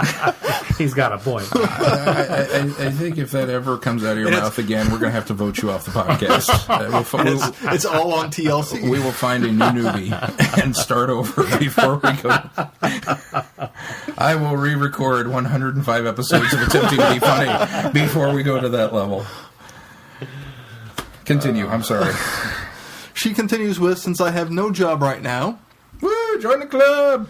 I have allowed myself a bit of time to do some fun things before I buckle down to the job search drudgery. That's what Sean said a year ago. Loving movies as I do. Loving movies as I do, I've taken advantage of senior citizen discounts before noon, and have seen Flight, Lincoln, thank you, Brenda, Les Mis, The Hobbit. What are you thinking of for Lincoln? No, for Les Mis. She abbreviated with Les Mis. Because I knew I I've was seen Flight, Lincoln. Thank you, Brenda. Les Mis. What? Keith made Lincoln. Did you know that? Keith is a producer, so every time you see Lincoln, he makes money. Every time we say Lincoln, he gets a quarter. Thank you for abbreviating Les Mis. Which is ironic, because Lincoln's not on the quarter. I get a penny. Can you share? Lincoln. The Hobbit. 25 times, he's got a quarter. That's right. I'll say, we got, 2 hours to fill? I'll do that all night long. A third of it right here. The Hobbit, The Impossible, and Hyde Park on Hudson. And as we've all seen Superman 3, we know that if you take 1/3 of each penny and you store them up, you can buy a Ferrari. More great films are on the docket for this coming week. And I'm also doing lots of reading as well as voyaging through classic Who on Netflix and Amazon Prime. This weekend, I got through the Great Maggot Period. Oh, yeah. The Green Death and the Ark in Space. Sorry about that. Wow. I've heard Who fans describe different eras of Who. The Amy era, the Great Maggot Period. I think this needs to be lexicon from this day forth. That. It just broke up by a gutter robot. Isn't it? No. You're thinking of isn't Green Planet Death, of Spiders. Isn't Green Death the last Pertwee? No. So that's Joe Grant. Oh, okay. That's what I'm confused by. Never mind. Yeah. There's a whole other season in there. And robot. Gutter robot. I thought it was the last... I'm thinking of Planet of Spiders, yeah. The last Pertwee into... Since that's the second... it's an easy Baker. mistake for an amateur to make. It is. Well, yeah, it is. There's a lot between the Green Death and the Ark in Space, but it still is the Great Maggot. For her, it was the Great Maggot Period Because it's on she Netflix. watched both On of Netflix. those, and it was in a weekend. So. Well, those are the ones that are Those are available. back-to-back on I know. Netflix. So she yeah. watched them then together. We're making way more out of that. Yes, we are. Okay, go ahead. And found the memory worm to be an interesting addition to the canon. Really, what is their fascination with wormy critters? And Odd That Phil, I give you special thanks for the belly laughs you gave me with your memory worm bits. I truly laughed until I cried. And I needed that kind of laughter last week. We frequently laugh until we cry. I'd like to cry until I laugh sometime, but I haven't quite got there yet. Figured out how to do that yet.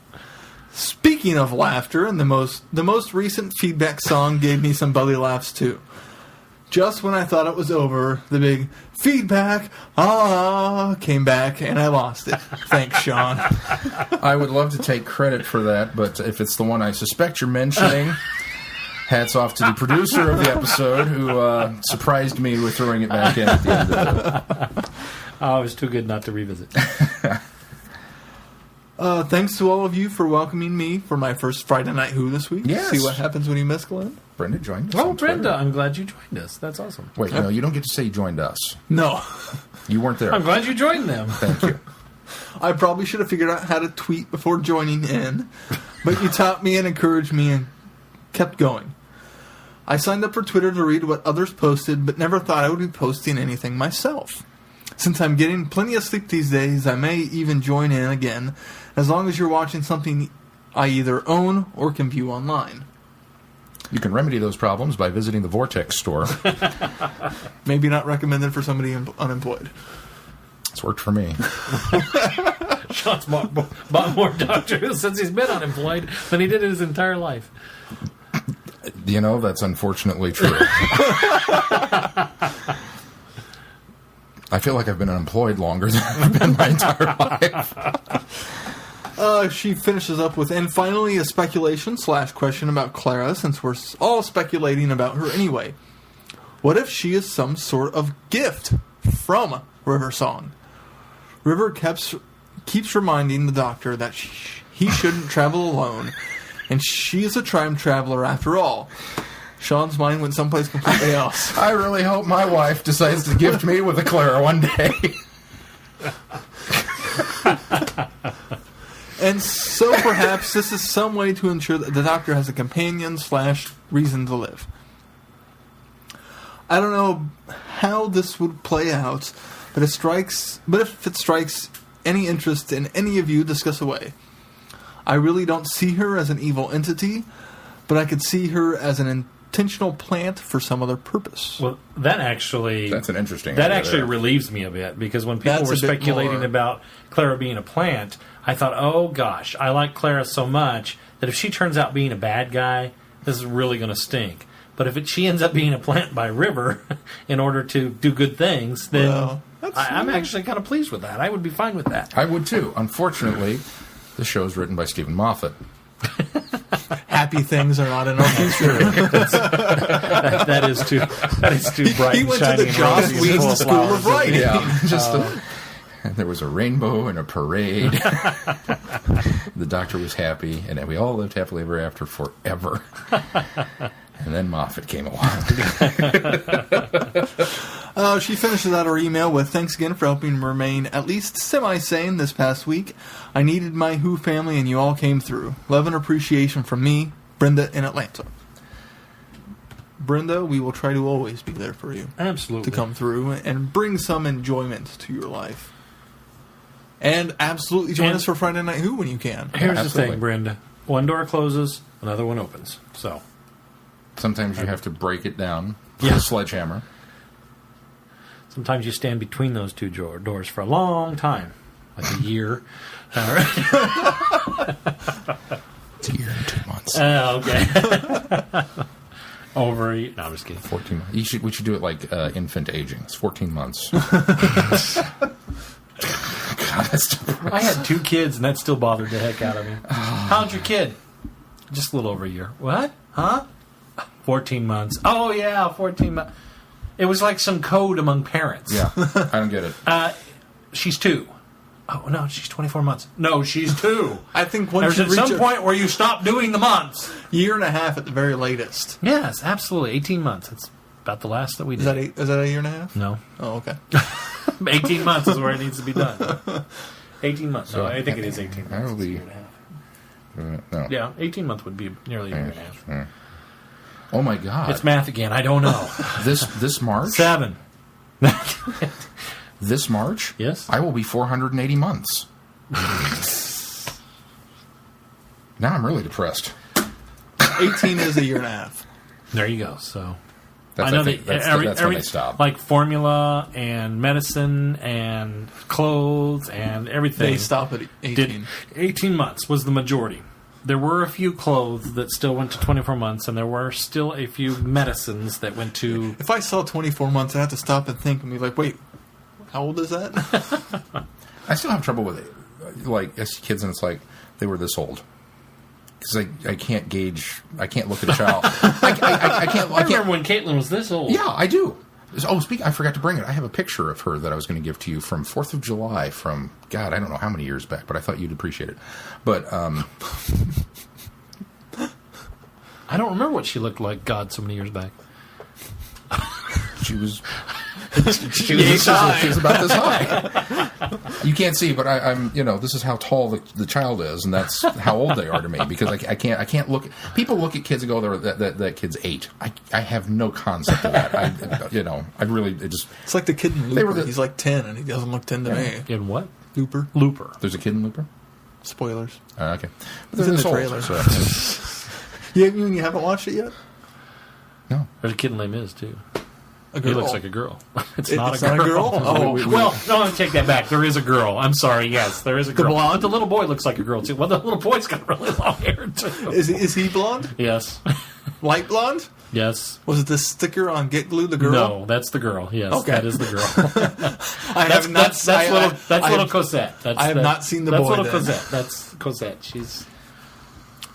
She's the little girl. Yes. No, but Spoilers. there's a little boy with long hair, and he's dressed like a boy, but boy, he sure looks like a girl to me.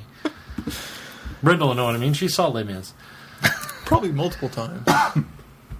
Because she probably saw the stage version too at some point. Well, I saw the stage version on Broadway, and the little boy had short hair. So. Next up is Chrissy. Are you guys done? Just checking. Yep. Done with what? Huh? Weird. What do we do? I don't know. Just being you. Chrissy writes, Dear Vortex... Oh, wait, does she have a clever type? She does. She says, comment, question, answer, 3 plus pi.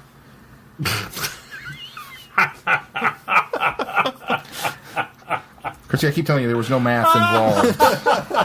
It's a mathful show. So if I actually read this out as an equation, it's comment divided by question, divided by answer, divided by 3, minus plus, minus pi. Minus plus? I need a scientific calculator to do this. If it was in French, it would be 3 dash plus dash pi. Slash dash. I was just reading the 3 plus pi. It's comment divided by question. Oh, okay. Well.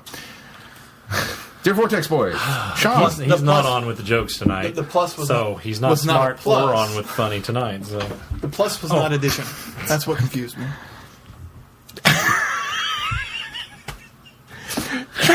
You want to throw down, Barley? I've been on this show for 105 where are we at? 107 episodes. I've had all I can take from you. 106 and a half. Oh, God. More math.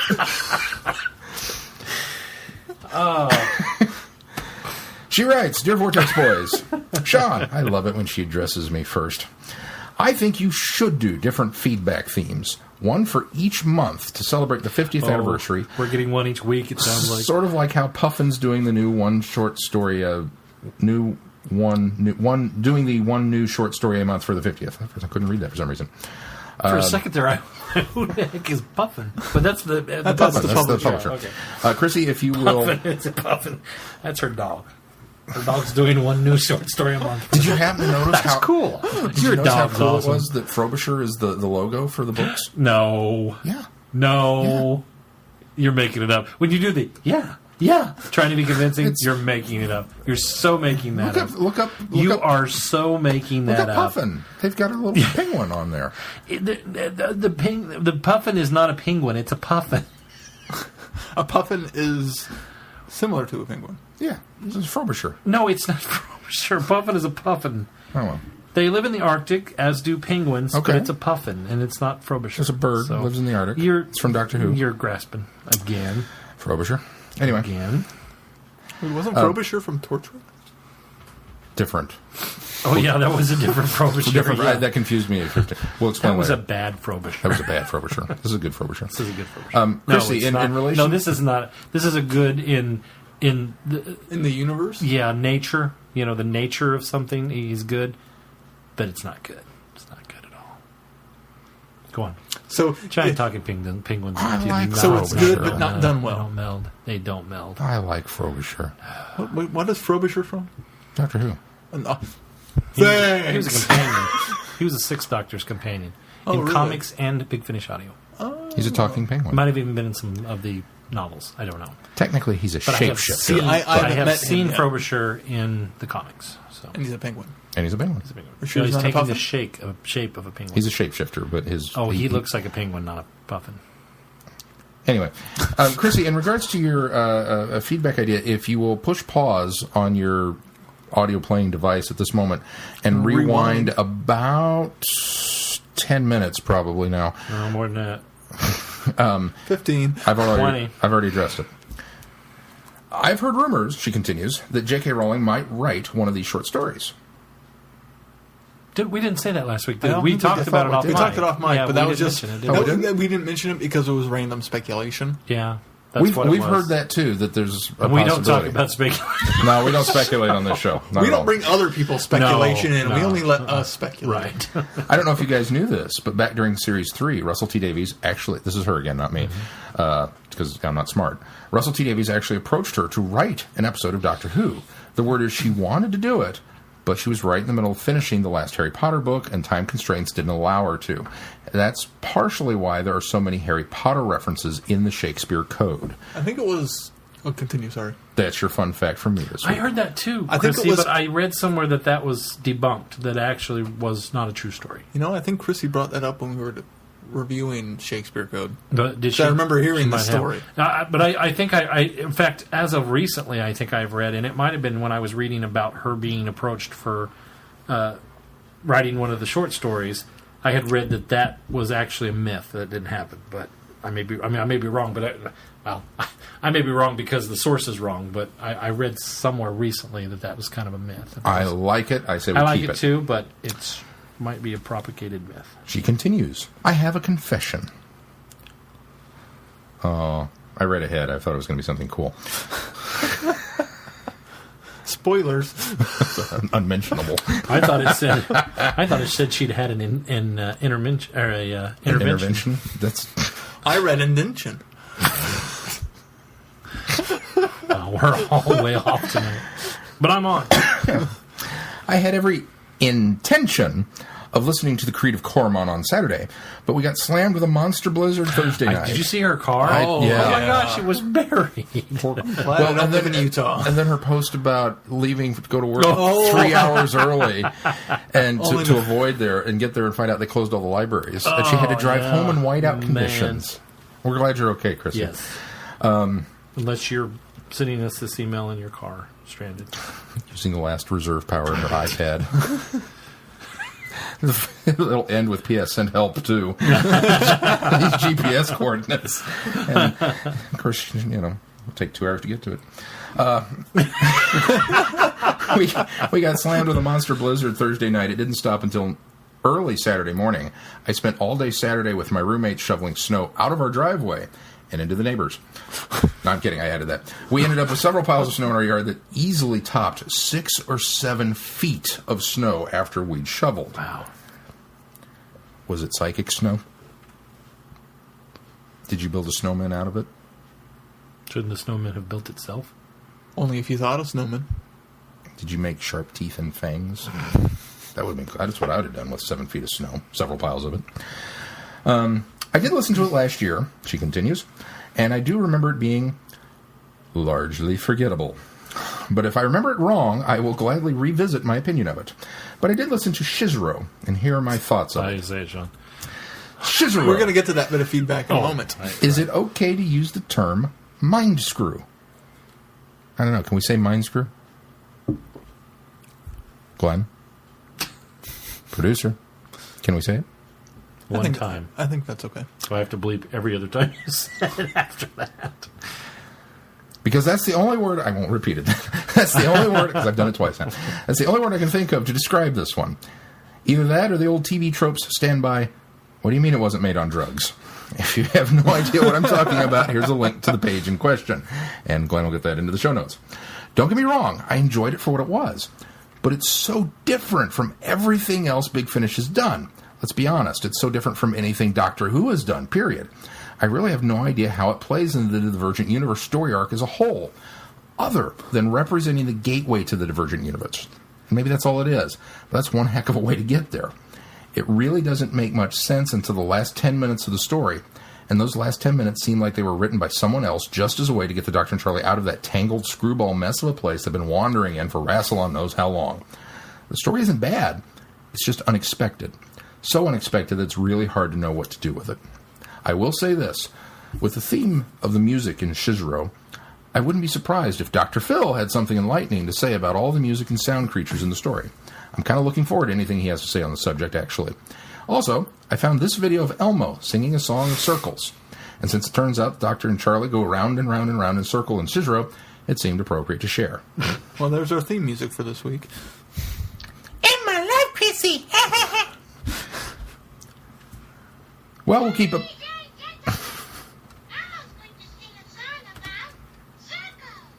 She really did sing. She really did send a link. I believe it.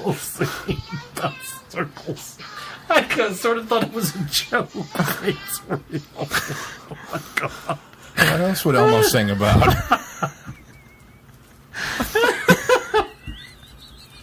Sorry, that's absolutely the funniest thing I've seen all week. Not the Elmo itself.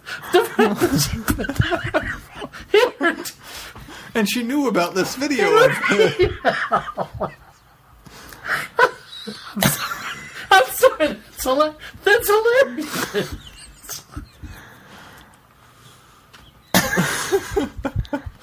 I hope you're happy, Chrissy. You broke Glenn. Oh God! Oh my God! I hurt. Oh, I'm busting a gut now. Oh, ouch!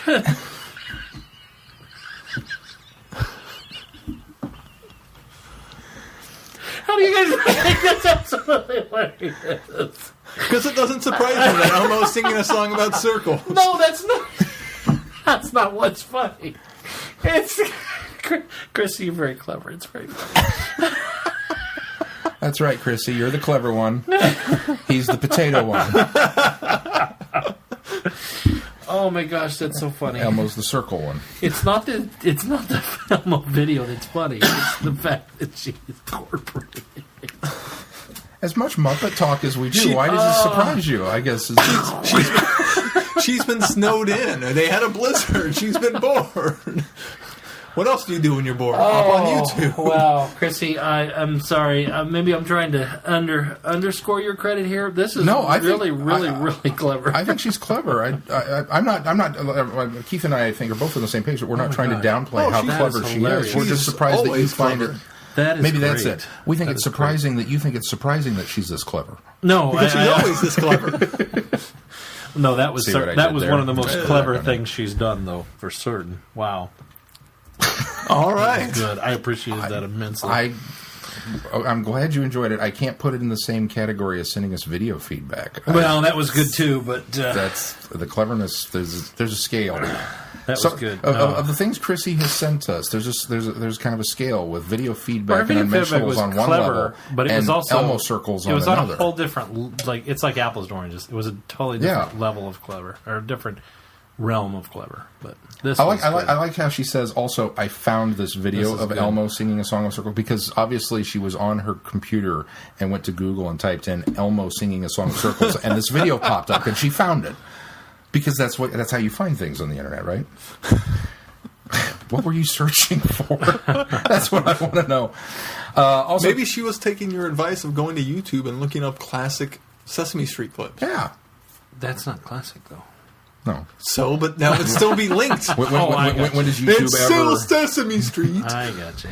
Keep up the good work, guys. We've got a little over a month until Galley. Keith, I promise to take lots of pictures to share so you can feel like you're there, too. Oh, thank you, Chrissy. Thank you, Chrissy. And, yes, Elmo's clever. I look forward to seeing all the pictures. Now Sean will be there because I was going to be there. I was still a little worried. Yeah, well, we need to actually talk about, do we want to try and organize, I mean, obviously we need to try and organize a Traveling the Vortex get-together. Because it would be nice to meet Chrissy and anybody else who happens to Can be you there. FaceTime me in? Yeah, we'll do that. And then so set up a webcam with me there. Hey, there you go. We can Skype Keith in. This is a picture of Keith. Hey, guys. I can be in my pajamas. You guys have to be dressed. And I'm sure our listeners would prefer you to be dressed. If we're going to be on webcam, I'm going to be dressed. It's not that kind of The podcast. only person you're on webcam with is him, though. So I want him to be dressed. That's true. Well, he wants me to be dressed. But then we all want you to be dressed. Oh, okay. Let's have a poll. Vote now. But no, I think we need to decide: are we just going to have the meet and then scatter, or do we want to try and plan out a weekend of we'll all hang out together and do things together and kind of make it a whole Vortex family thing? I don't know. I just thought I'd mention that. Write in and tell us what you think if you're coming to Galley, Chrissy. We'll just all hang out. You're going to get Elmo stuff in the mail. You're going to get Elmo post stamps. Party in Sean's room. Yeah, all that stuff. So, thank you, Chrissy. We have one more, don't we? Our last bit came from Dr. Phil via Get Glue because he forgot to mention this last week. He said, forgot my feedback. Shizero, pronounced Schizo. Schizo. Scherzo? Schizo. Skirt. No, I can't say it. Who gave him this feedback? His pronouncer did not help me.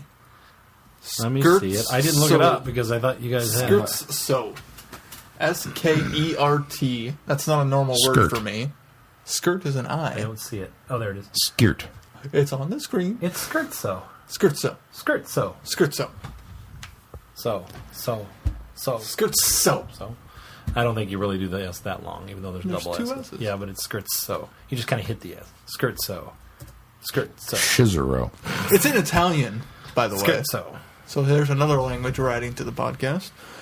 And it's a musical joke piece. He included a wiki musical what? joke piece. Joke piece. Buongiorno. Just if you want to, you can search wiki for the title of this audio adventure, and it will come up also. Dr. Phil, I'm going to go back and I'm going to throw a plug out there, and not so much a plug as a demand to Big Finish, because you guys are awesome, and you really ought to put the title in the open. So when the theme music comes up, you can record somebody going, Skirtso, so that all of us who bought it and look at the title and go, what is it? And are too lazy to go look up the pronunciation or rely on Dr. Phil to tell us what it is, would have some idea of what it is. Skirtso. I like Shizero better. I like Shizero. Sounds more musical, doesn't it? Nope. No, it's not. You know what it sounds like? Figaro. Yeah. I'll buy that. He finishes... Shizero. See, exactly. I'll totally say it that way from now on. Skirtso. Don't worry, there's not a Who podcast I have heard that has pronounced it correctly. Continuing the trend. My favorite Divergent story is the last. It is bleak. Be forewarned. Ooh. It's going to get darker before it gets lighter. Wow. Yeah. Because this wasn't dark at all. This wasn't dark at all. I'm losing my voice. So shall we move on to... Yeah, go ahead. What are you doing? I was just seeing what the pronouncer said. Oh. There's an audio here, yeah. Can you type that in? If you go to... Hang on, I'm on good acquaintance with Google Translate. Well, mine won't play for some reason. That's my Spell audio. it. Is my audio show? Hold on, I've almost got it. Scherzo. Scherzo. It means joke. Ooh, you said it. Scherzo. Scherzo. Scherzo. Scherzo. Scared so. Scherzo. Scared so. Scherzo. She sounds like a Canadian doing it. Scherzo. If you'd like to translate it into French, it's Scherzo. Scherzo. Scherzo. en español. Scherzo. It's Scherzo. Scherzo. What about German? I don't have German. Oh, okay. They were... Wait, oh, yeah. What else we got here? German. Scherzo. Scared so. That almost sounds more Italian than scared so. It does sound. African. What? African. Africanus, that is. It's African. Like, It says like the whole continent has the whole its continent of African. The whole continent of African has its own language. Swahili. I think they're just making things up I now. think so too. Czech. Scherzo. That's very close to German, which is Going right. out for William in Japan. Scherzo. Scarazza. Okay, Scarazza. I'm done. Take Google Translate away from me. There were two friends, and together they traveled the cosmos. That's horrible. They thwarted tyrants and defeated monsters. They righted wrongs wherever they went. They explored the distant future and the distant past. New worlds and galaxy, places beyond imagining. But every good story has to come to an end. With no times or place left to explore, all the two friends have now are each other. But maybe that's one voyage too many. maybe they'll discover things they rather left undisturbed, hidden away in the suffocating, unfeeling, deafening brightness. Once upon a time, far, far away. That's a horrible synopsis. That is from Big Finish's official website. That's horrible. Are you ready? How else do you... Dun, dun, dun! No. It gets a dun, dun! And then you drop off because the ending of it's a little weak. No, it was good all the way through. Oh, God, the Maltese penguin. Seriously. How? I bet that's a Frobisher. Duh. That's where he meets him. What number was this, by the way? This was number 52. 52. I don't know of another good way to describe this story. The Doctor and Charley walk around holding hands in a bright light while trying to figure out what sound noises are. What they There's did, no good way to tease this story. But what they did there is they got too clever with a synopsis.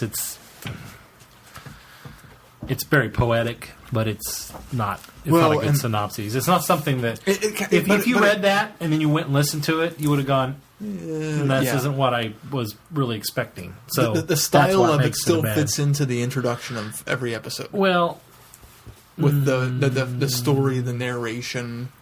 Oh, every episode of this story. Yes, I agree. Yes. It's a lot like that story that the Doctor is telling. You know, which I tried music when I first listened to the 8th Doctor stories. This is the point where I started it and I just could not get through it for some reason. Maybe because Oh, you started with Scherzo? No. This is the furthest in the 8th Doctor I got. Oh, I see. The first time listening to it, and I didn't finish it. Oh, you started listening to Scherzo. So this is your second. This is time to 1.5. Yeah, gotcha. And I just could not get into it. I think it was this is what I'm used to of the 8th Doctor and Charley and Audio Adventures, and then the way the last story left felt so much like a finale that it picked up and it just did not feel right. This time, however, I appreciated it a whole lot more. Especially the beginning and how grumpy the Doctor is and how angry he is at everything. While they don't mention Zagray, it's obvious. I think grumpy's the wrong word. I think angry is the word. He's angry. He's angry pissed. is the right word. And he's so mean to Charley in this, I think. At times. Yeah, but you can't blame him. No. Yeah, I guess not. Yeah, you can't blame him. But, yeah, he does. You feel bad for us, I agree. You know. Oh, yes. And then it gets further into the story, and the Doctor starts to lighten more and more, and he becomes the Doctor we know a little closer to the Doctor we know. And it's almost... I almost wish they would have addressed some of the anti-time issues in this story. Because, from what I remember of the last story, the Doctor is filled to bursting with anti-time, and has to go back to the Divergent Universe to keep it from spreading. Yeah, that's the impression I got, Yeah. We don't touch on that at all. What's it matter, though? At this point, he's in the Divergent Universe, so it's not going to spread. Yeah, I guess... I just felt like... I think if they... Here's my... Rest... Okay, I say rest easy. Because while you were probably longing for an answer right away... We're going to spend some time in the Divergent Universe, and so that's where I'm kind of coming from, is if we leave the Divergent Universe and we've never addressed the fact that he's still holding this anti-time, I'll be like you. I'll say, I was left empty. Since we're just starting out with these two stories, I was actually okay with the fact that we haven't gotten there. I think I had a bigger problem the first time than I did this time. I like the fact that it started out... You talked about, we argued about this at the beginning of the show jokingly, but you talked about how it was Zagreus. He still was in that kind of unstable mindset, but we established that Zagreus still was just the monster in his head. Yeah. It wasn't him. There was no physical manifestation. So he's still the Doctor, but he's dealing with this issue, this cause that we went through with the story of Zagreus. And so I like the fact that they start there, and we start very dark, and the Doctor's very, very unfamiliar to us. Even darkness encroaching on the TARDIS. Yeah. Which was very cool. And then we go to the exact opposite of we get out the door and it's blinding Stream lights yeah. and we can't see anything. Which I was okay with. And the Doctor's flippantness about it of, well, we'll just walk. Look what you got us into, we're gonna walk. You said flippantness. Yeah. Not light flippantness. He's not the flippantness Doctor that we know though. Here, that's it's a different mood. It's a different style. It's a different It's a different personality altogether. It really is. Yeah. It's almost like he's regenerated. It's almost a regeneration. Yeah. That's kind of how it feels. Yeah. I'm still with small glimpses of 8. Peppered especially later on. Yeah, it gets more so. Yeah.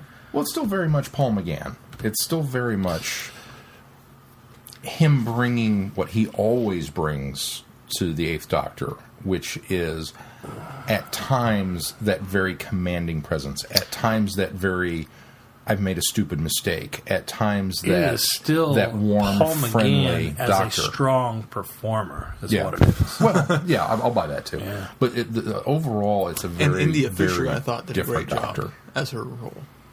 I think throughout this, it's a very different Doctor, and it could be that it's shades of Zagreus still coloring its perception. It could just be the overwhelming. Which is what I chalked it up to. It could be the overwhelming sense of what is a Time Lord in a universe without time that is really driving him off.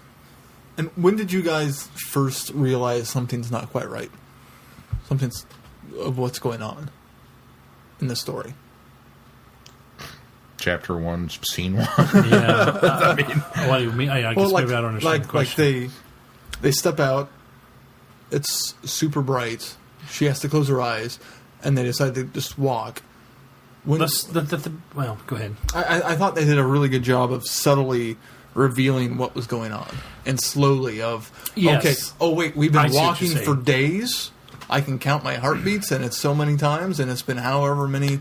Wow, that was a. I don't think I ever really figured out what was going on until the Doctor figured out what was going on. I agree. That's the thing is I was so off kilter from the beginning of this thing, all the way up to darn near the end of it. That's what I liked about it. I love the confusion. That's one of my favorite things. But about I kept this story. feeling like they were filling in the holes as we went along.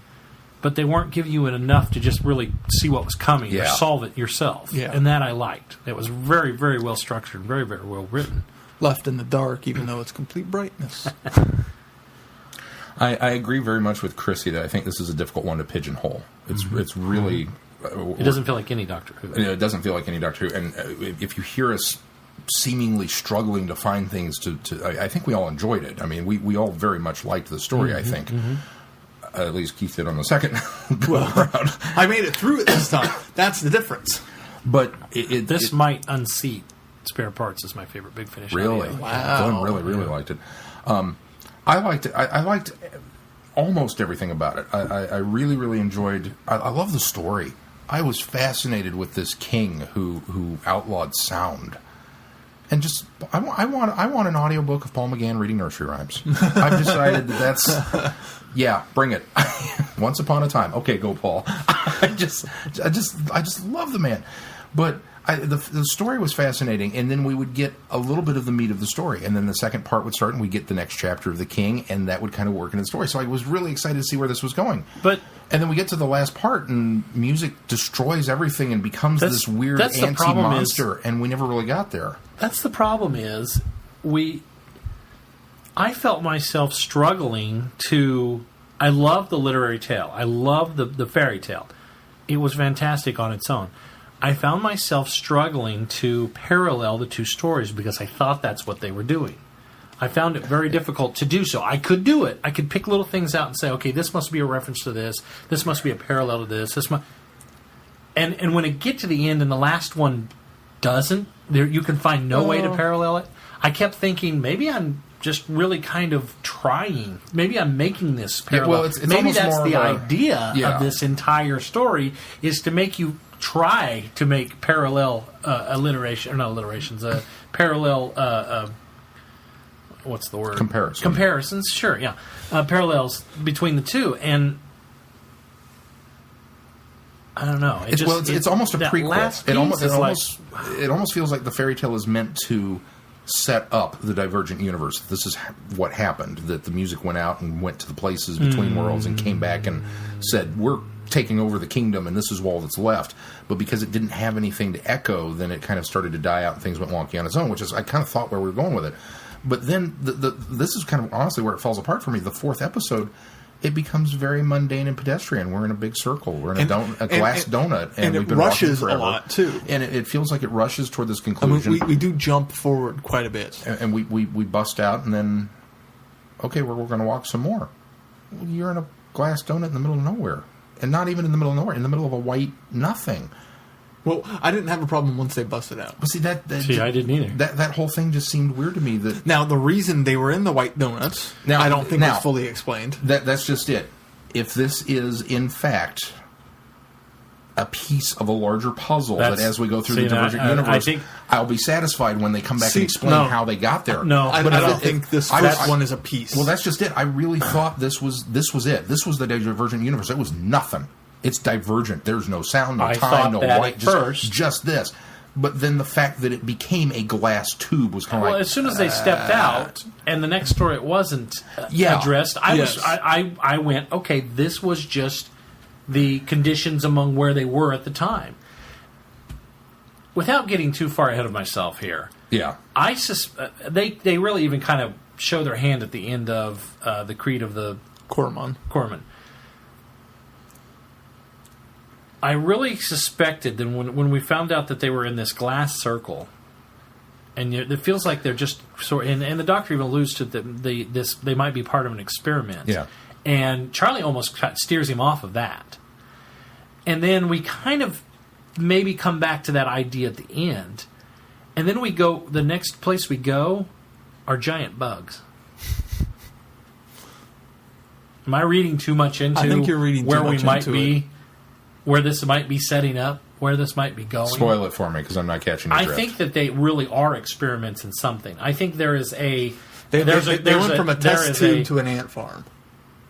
Yeah, that there's a... And we're talking about the two suns, and we're talking about the how they formed the second sun so quickly, the corporation formed the second sun so quickly, and I almost picture them in this giant lab moving from lab experiment to lab experiment to lab experiment.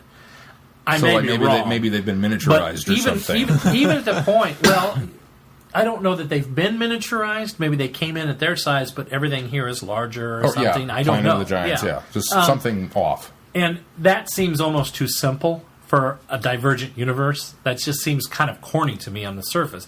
But it really, especially what we've got halfway, the not even Divergent halfway Universe through, so when we far. start describing the creatures, and we're talking giant bugs, I didn't have a problem with anthropomorphized because I'm automatically thinking, well, that's next in line on this table of science experiments. I mean, see, I thought it felt very much like Web of Fear.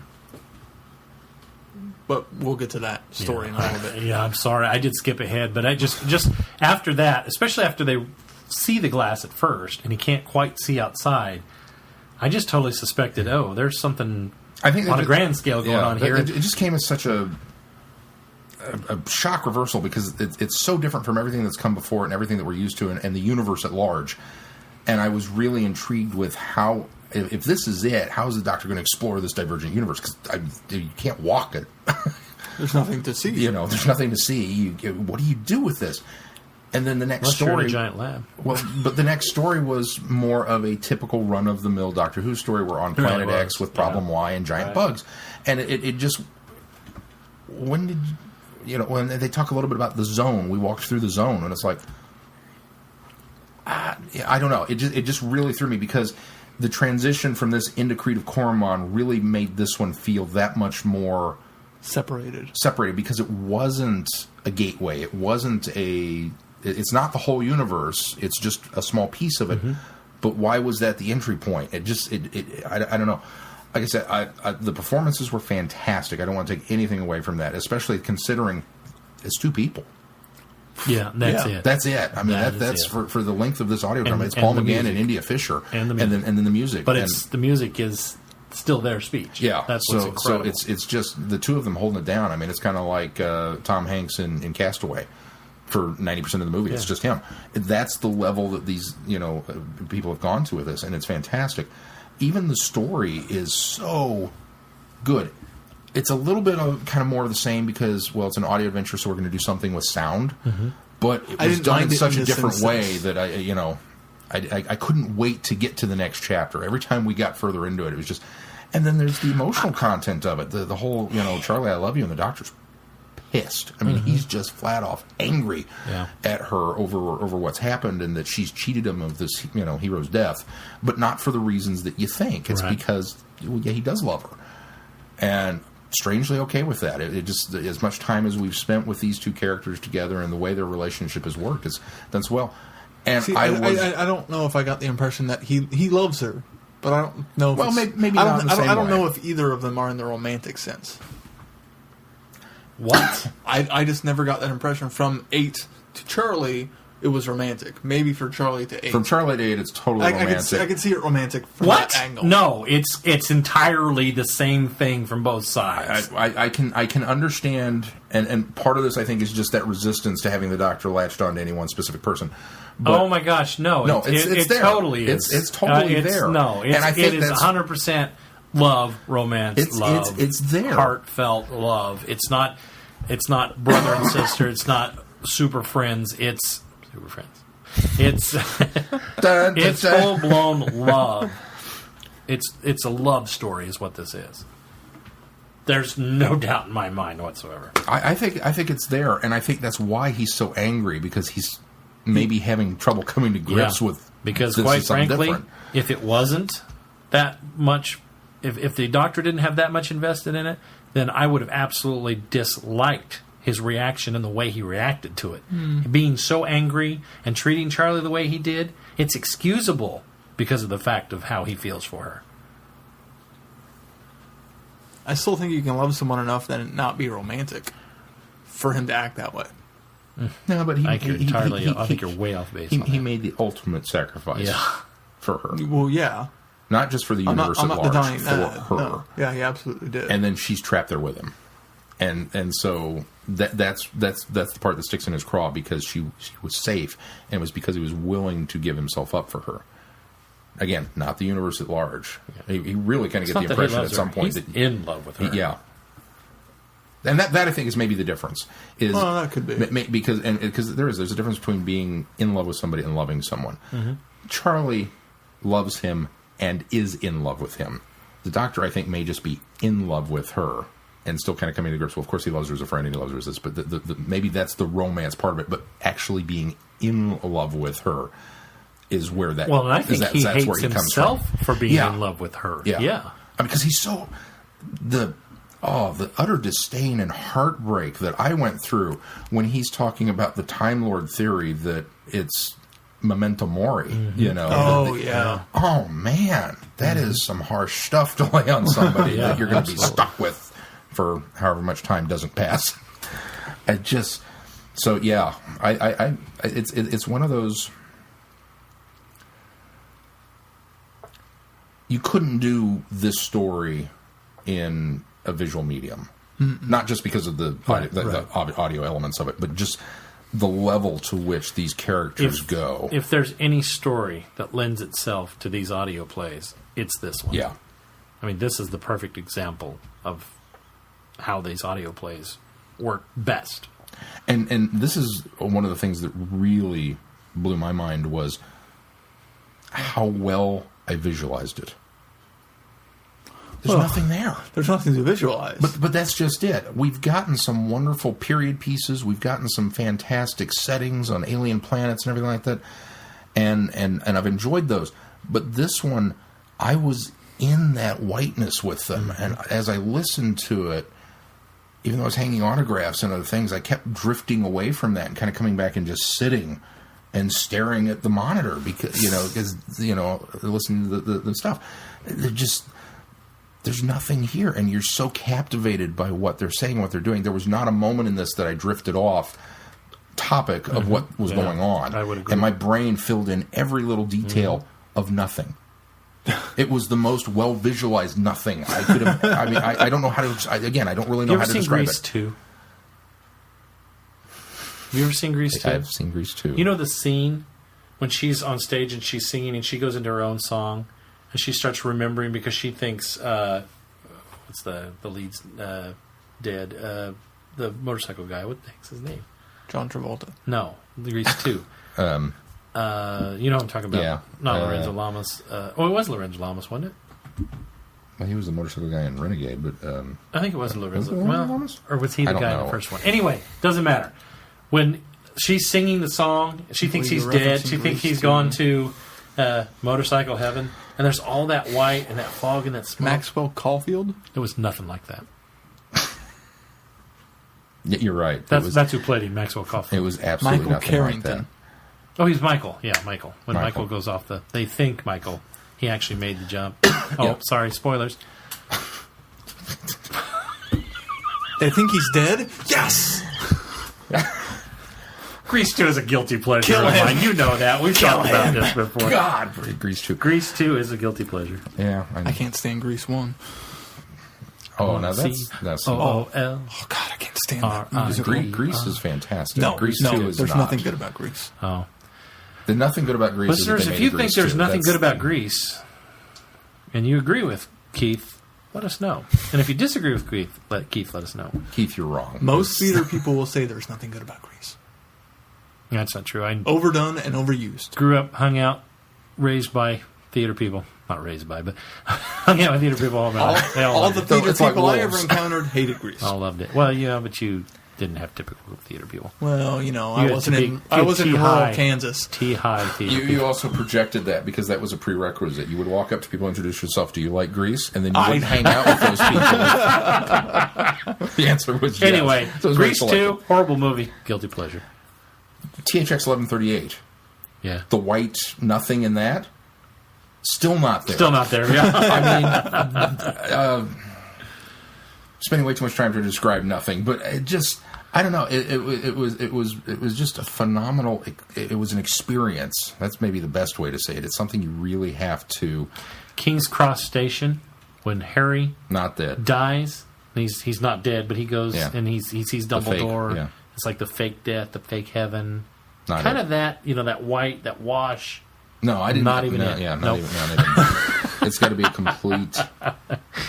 Nope, not even it. No, it's just, completely can visualize it, but could never describe it to you. Be like being inside your snowball.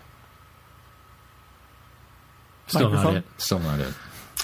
But it's like that. Well, if that helps. That's Could we offer a more lame description? Imagine. Yes, we could. Imagine the whitest white with no texture you could possibly come up with. Still not there. But Big Finish nailed it. Big Finish nailed it. Yeah. I don't know. Like I said, the one downfall for me though is when we left that magic of nothing, and all of a sudden it became glass. It became a circle, and it became nefarious at that point. See, It's and what I part thought are we playing in this cog of this machine of this plot?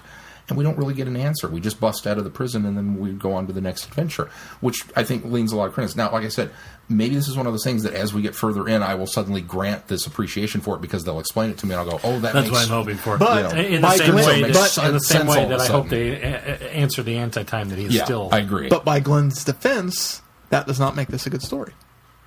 As he said about the prequel. That does not make the prequel good because of what we appreciate in the actual episode.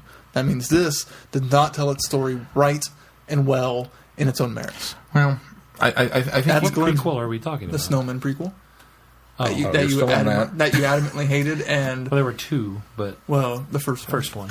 And the fact that you said how it doesn't matter what they do in the episode, it shouldn't affect the prequel. But I think you can flip that, though, as well, because... Oh, I see what you're saying. We said the same thing about I shouldn't Frontier. change my mind about the sequel because the episode was good. Yeah. No, I think you can flip That's that, because we different, said the same thing about Frontier in Space and Planet of the Daleks. Yeah. Even though we were expecting it to be a larger story. I'm not saying I agreed with him. I'm just saying his argument. I'm saying I can understand it, because we were expecting there to be a larger story there, and Glenn was arguing from the standpoint of this episode is good, this episode is good. But I don't just because they go together doesn't necessarily mean that there has to be a whole story arc there. Right. But I hope that it will be.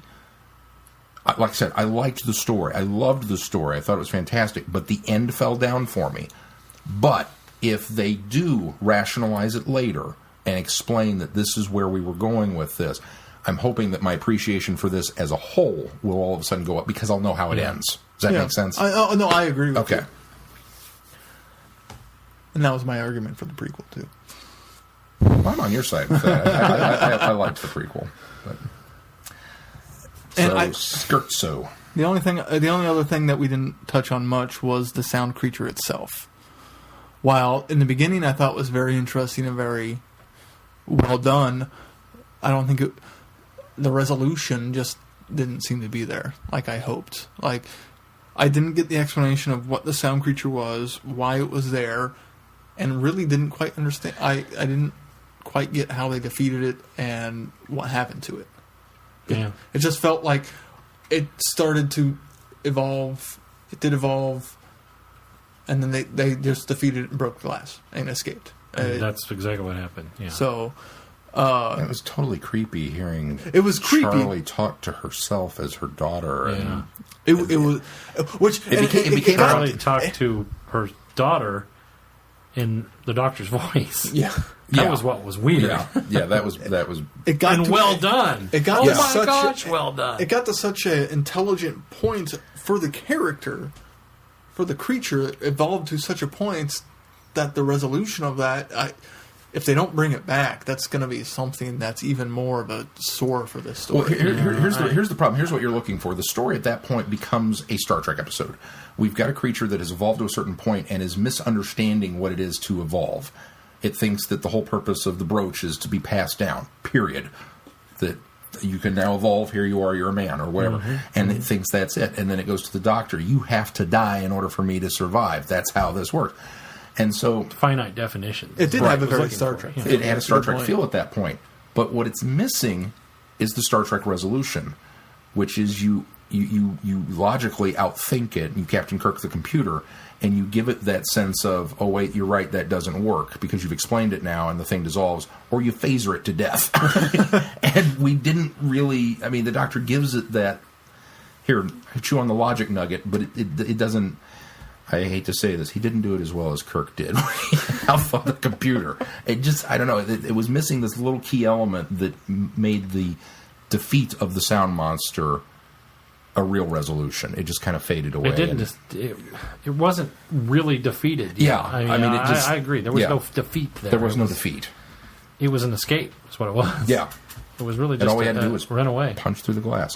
But the merging bit with, I mean, amazing. The intensity of also not explained. Yeah, push against me. But there's some metaphysical thought that the evolving and becoming one goes along with the emotion and the feelings that we were having. Right. So they're kind of they're paralleling that and equating that. Yeah. So that's sort of the in sync with the emotions as well as the physicality of it. Yes. So that's the intent there. No, at the risk of blowing my theory on the prequel as well, but the difference with that is I can hate chapter 1 of a book as long as the rest of the book is good. I didn't hate chapter 1 of this book, and it's like Harry Potter. There's things. Well, no, listen. There's things at the end of Harry Potter that answered a lot of questions early in the book. Still enjoyed the books. Problem is, the prequel sets up nothing for the snowmen, and there should be no reason for me to later go back and say, okay, that made that good. It was still crap, but that at least explain that. So it's two different things. It's kind of apples and oranges here, because there were a lot of great things about this and just little missing pieces there at the end that hopefully the author, on the grand overall scale, we'll go back and show it to you. I didn't hate what you. I didn't dislike what you guys were saying because again, when it happened, I went, okay, perhaps there's more here. So I was already expecting it. When I came out of the prequel, I didn't go, oh God, perhaps there's more here that'll answer this question. No, it felt like there was nothing there. So that's the difference. There's no substance. So no retroactive fixing there. Because here there's nothing that needs to be fixed. There's just maybe some unanswered questions. I can see that. I'll allow it for now. But when we get out of the Divergent Universe, if we haven't touched on anti-time, I'm the same way. And that will probably taint my feeling for all of these stories if we don't, if those questions are answered. I'll side with that. I'll reserve judgment then until we get there. The way I went into this too is I'm thinking, okay, we've gone into this Divergent Universe, so this is something completely different anyway, and it feels like we're going to have some grand overarching story. So I think maybe that's why I went in forgiving a lot of the shortcomings of both of these stories. Now there are a minute amount of shortcomings in Scherzo, but there's a lot of shortcomings in the next one. Let's move on to Creed of Cormon. The Interzone is a fearsome netherworld protecting a zone ruled by the Chromon. Theirs is an arid land of dust and drying trees. Across the landscape are spheres that look like giant anthills. The Doctor believes that within one of these structures lie the clues that will lead him to his lost TARDIS. The spheres are ruled by the insect-like Chromon, who covet the TARDIS. When Charley is captured, she is forced to metamorphose into a hybrid insect queen. To save her, the Doctor must barter his knowledge of space-time technology, all the while knowing that he risks opening up all the realms of space to a rapturous race whose creed is not to create, only to plunder. Dun dun dun. It wasn't bad. It wasn't. It was run of the mill. That was the problem with it. It followed. Where it fell down. It followed Scherzo. Yeah, that's where it falls. Quite down. honestly. Let me go back and say something, and I'll make a observation and a correction here. I said I didn't like and didn't think that was a good synopsis for Scherzo. It was exactly what Scherzo was. So I take that back. It was a good. It was different. It was them being different. It was just for a very different episode. This one, I went, okay, this feels like it, and then I realized, wait a minute, it's because I'm comfortable with that kind of synopsis. That's how they all are, and so I should go back and say that other one was probably good. I just wasn't used to that sort of thing. I can. Sorry, pull it back up. So this is also from the Big Finish website, is where you took this intro to Creed of Cormon? I got it from TARDIS Wikia, but it was the exact same as the BBC or the Big Finish website. The interesting Program achievable.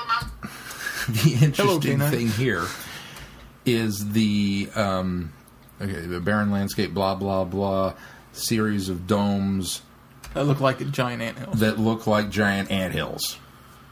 Even though didn't they describe them as termites? Biospheres or something. Well, no, I mean right. termites more than ants. Okay, so now all she of a sudden... says ants, and he says, well, more like termites. Okay, I have it pulled back up.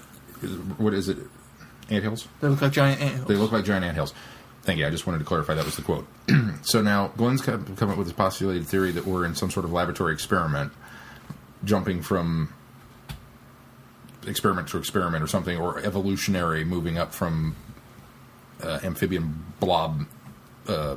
amoeba things to insects. In the Big Finish description, it references anthills. Is that a tell? Is that something that now all of a sudden that it's been spoiled? Quite. Well, maybe now that you say that, I didn't. Yeah. Well, I didn't pay that much attention to that, but you're right. I glean everything, Glenn. I think the fact of how much they compare them to insects in general in the story lends to the anthill description. That's what got. Yeah. You think it's just a coincidence, perhaps.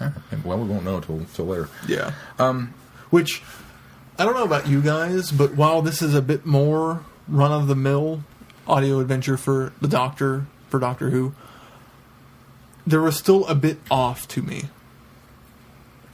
of that feeling of in the Divergent Universe. And I was almost let more stuff slide, because this is a completely different universe where what we know of our universe might not apply. So there's a lot more stuff that I'm willing to let go because they're being more creative, and like physics and stuff might not be the same. Okay, now that you say that, you actually you've put a little healing salve on some of my problem with this. That's how I went into the story saying, okay, this is the Divergent Universe, alternate universe, no time, nothing. All right. Oh wait, but what are the issues that had to put the salve over? Let's start there, because maybe I automatically did put the salve. Maybe I went into it going Divergent Universe, anything's possible here, because I didn't have any problems with the physics or the mechanics of what was happening in this story, or even the creatures. It's obviously Glenn didn't mind the anthropomorphized ancestors. It starts with this, I thought, very jarring transition from where we left off in Scherzo to here. That all of a sudden it's completely different.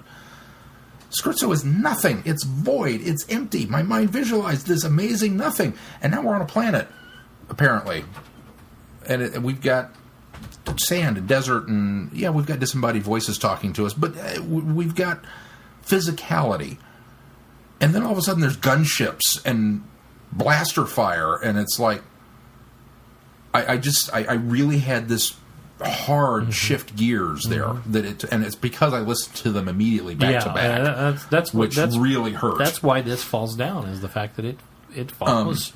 Well, I think if I'd waited a couple days before bumping into this one, maybe I wouldn't have been as bad. But going directly, because I listened to them both in the same afternoon. Too. Oh, I didn't do it the same afternoon, but I did one the following day, and I did them on Monday, if you can believe that. Ooh, that's very unusual for you. For me, it is. But so once I got over that hump, and I kind of rewired my brain into going, okay, now I've kind of hit the reset button, and I've rebuilt the world in my head. Okay, I'm on board with this. I loved the first parts of this, the first couple of parts, and meeting these new aliens and the creatures that are running around, and getting into the biodome and the insectoid creatures. Okay, this is fantastic. This is really cool. Yeah, it's a little run-of-the-mill for a Doctor Who story. And we apparently have kind of left the whole Divergent Universe idea behind, because it doesn't feel divergent anymore. We have ships that run on physics. We start talking about space flight. Well, okay, that's... so at least some of the principles are the same. But as it went on, it got more and more and more... Okay, we're going to turn Charley into a giant bug. Yeah, that was a part I didn't really... Okay, why? I mean, because there were no females left. Well, yeah, but I mean, there needed to be this threat. Let's threaten Charley with something. Well, yeah. For the formula of the story, that needed to be done. Well, and you know what it reminded me of? Because of the fact that they were basically, this species felt like they were raped by the corporation, and so they adapted. I keep saying corporation. Is that what they kept? The company. It was Weyland-Yutani. Yeah, the company. They were raped by the company, and so they adapted. Which I really liked the idea that did the same thing. It's survival of the fittest type thing. They directly took what the company did and adapted it and made it their own. And modeled their stuff off of it. Love that concept. I really liked it. Did anybody else get a little bit of Sunmakers? I could see a little bit of the little profit margins and dealing with deadlines and all that kind of stuff. It wasn't even so much that; it was more of the just the structuring and the bureaucracy of things. Yeah. In fact, I love how the Doctor is almost not concerned after the trial because of the fact that he says, "Well, it's going to take a few. I've got a few days to work this out while he goes through the paperwork." And then the one guy says, "No, this is pretty much done," and the data prints has already been taken care of, and it's like, there's a little more urgency to it. But I think I see your problem with that, because I think you sunk a lot of the Divergent Universe into this nothingness, this brightness. I think you sunk a lot of your expectations of this is what the universe is. I think but that's just it. For me, once we got to at least, especially the last story, and realized that this is really kind of a microcosm of was going on this whole time. Maybe that's why I didn't have such a problem transitioning into the next story, because I understood that when they broke out, and then again as they started explaining the creatures here, I thought, let's just something else that could be on a lab table. I'm using lab table very Very, very broad. I Yes, understand. very broad, because I don't think they're actually in a laboratory on a table, but I think that metaphysically they are. I think So very much it backs up with the disembodied voice that we get saying the Croca. Start. That's the other thing. Experiment 457 or whatever. Well, it obviously is some sort of experiment. Yeah, that's the that's bookend at the end, and Yes. it's kind of solidified there. Which But that's the other thing that transition of the entity that he hears in his head was sort of a nice transition. It wasn't just like we walked out of the glass and then suddenly we're on some planet somewhere. Yeah. We did have that little interlude in there. We had that moment there. And so that actually was a bit of a buffer between the two stories, and I thought that helped a bit. Well, and they're lost in the windy fog, sand grittiness, which maybe is a barrier between whatever gateway nothing is and the planet that we wind up on. Yeah. Because again, I don't necessarily need there to be in this particular instance, because we're in a different universe. I agree with you, Keith, that the laws of physics are off. You know, there doesn't necessarily have to be the standard following of A to B to C to get there, because it could be a universe of Z coming first. Okay, that's fine, whatever. But it just seems strange to me that we walked out of a zone, out of a nothing zone, through a barrier of some sort, talked to a disembodied voice, and then wound up somewhere else, which is obviously a planet, because the characters in that zone reference it as a planet, and then we talk about space travel. So you would use a spaceship to get to somewhere else. Hang on. Whoa, They were trying to get space travel. Well, hang on. I'm going to use a very rudimentary example for outer space. Okay. The Fraggles were in a rock, and Uncle Traveling Matt went out in space. Okay. So space is relative. Space travel is leaving what you believe is where you're grounded, and the only place that you've ever imagined, the only place you've ever been, but you know there's something else out there. And especially when you already live underground to begin with. And we know that something came from somewhere else. So that gives us the idea of outer space, that there's something else out there. So The it doesn't totally it could are be Fraggles.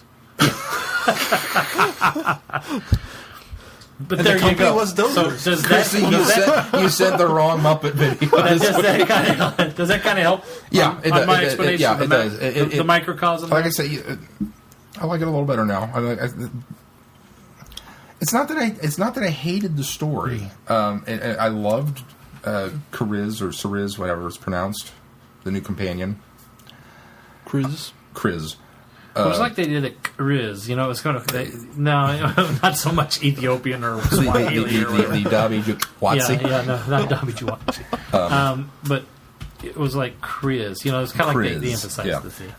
I loved him. I think he's going to be an interesting addition to My the favorite was the The Orug was phenomenal. I want the Orug as a companion. You know what? I kept picturing an oversized bug version of Ving Rhames. That's what I pictured the whole time. I don't know why. Just kind of this big teddy bearish but brooding thing, you know? I've got big claws. With claws. You can cuddle me. I mean, it was do you remember the Devil in the Dark episode of Star Trek with the Horta? The kind of Yes. fuzzy Horta. Oh yeah, fuzzy Horta. There you go. A Wookiee Horta. That's kind of what it was. It was. Well, I loved it. It was so cool. It's hot in here. You can use my fur. Yeah, it's hot in here. What did he was a fantastic character. I loved him. And loyal all the way. Yeah. Oh yes. Phenomenal. Loyal all the way. One of those And fantastic even guest taking it stars one that would step show further up. And getting rid of all the other domes because they could do Yes. Well, because they learned how to it. Yeah. So let's go take care of the rest of this We've problem. already taken care of that. Which is funny though that he doesn't bother to tell the doctor until the doctor's, you know, because the doctor's talking about all these other domes and he's still concerned and he still doesn't bother to tell him until, well, why haven't they come? Why hasn't there been this big attack? And then Arun goes, well, that might have been because my people have already taken care of it. Well, thanks for telling us that. You got the guy all worked up and concerned, and then oh well, that's already been taken care of. It's a run of the mill Doctor Who story. It's the Cormon though. I have a problem with. How gluttonous they are. Well, They're supposed to be scary. They're not scary at all. They're not scary at all. They're not scary. They're supposed to be scary. We've the enslaved the gluttonous- entire planet. We've got the corporation thing. And you start building on all these little and the idiocracies elixirs. to them with how not scary they are. And then we're supposed to believe that we're in real peril here. And then all of a sudden we are, because she's transforming into a bug. She's losing her legs and becoming a giant slither bag monster. You know, it's kind of what my impression, which is really disturbing to think of Charley in that manner. And then I got a bit more, not so much slither bag monster, but You know what they were? Larvae. yeah, Slurred queen. Slurred That's queen, what I imagine sure. more Slurred than Queen anything else. from Futurama. Futurama. Yes, Sure, we'll agreed. go there. Less, more of that and less slither. So, I mean, the Doctor's waltzing through this lab, inventing space travel. Yeah, right. Fools. And I love that, though. I I love well, the fact. I love loved the it. fact that Elixir never really took. Well, it's not only that, but I love the fact that he's playing them. I hated the fact that we were let in on the joke so early. Is that maybe that's the way to do it? Yeah. Because I didn't buy for an instant that he was brainwashed. I didn't buy for an instant that he was really helping them do this. That he's building a bomb, which apparently took 6 months. I mean, it seemed like he was in that lab forever. It's like, dude, I've seen you cure cancer and invent stink bombs in less time than it took you to come up with a flashbang. Okay, different universe. I'll let it slide, but it's still just... there was so much going on. And then, Charley, we've got to go save Charley. We've got to go save Charley. Days passed before we decided to finally get off our tooks and go save Charley. And We slept underground for a while. we slept underground for a while. We had a nap and beat up some guards, stole the lunch tray. Oh, look, grubs. It just... There was so much running about that nothing happened. And then we get to Charley, and it's like, wow... You're a giant bagworm. That's unfortunate. Can you save her? Because if you can't, I'm going to kill her. I hope so. Which that's one of the things I liked about Chris was he killed his queen, his love, Yeah. because of what she was, and isn't afraid to do this. Yeah. It's I liked a that nice about pairing it. with the Doctor. I didn't like the fact that happened so fast when he goes in there and she says, "Kill me," and he goes, okay. I was just like, now I knew they were setting that up for later, especially when you find out. The horror and the revelation of that moment, though. I've got to save her, And when she's pleading, "Kill me," it's like, ugh. And then when that comes And back around later, I kept thinking that, though, the Doctor... I was glad that the Doctor was unsure that he could change... That there was a way to save Charley. I do like the fact that I'm not ready to kill her, but I don't know that there's a way to fix this. Because had it been... The Doctor said, well, I can reverse the process, and I thought, you should have tried a lot damn harder to tell Chris not to kill her when you were trying to keep her, because you could reverse the process. Right. Yeah. That would have been horrible. The other thing is that this shows the love that Chris had for the Queen, whatever her name was. I think it's Lida. Lida. It shows the love that he had for her, that he was not enough vowels. He was making that sacrifice for her because it was what she wanted. But then it almost cheapens the Doctor's relationship with Charley because he doesn't commit one way or the other. He's like, well, I hope that we can fix this.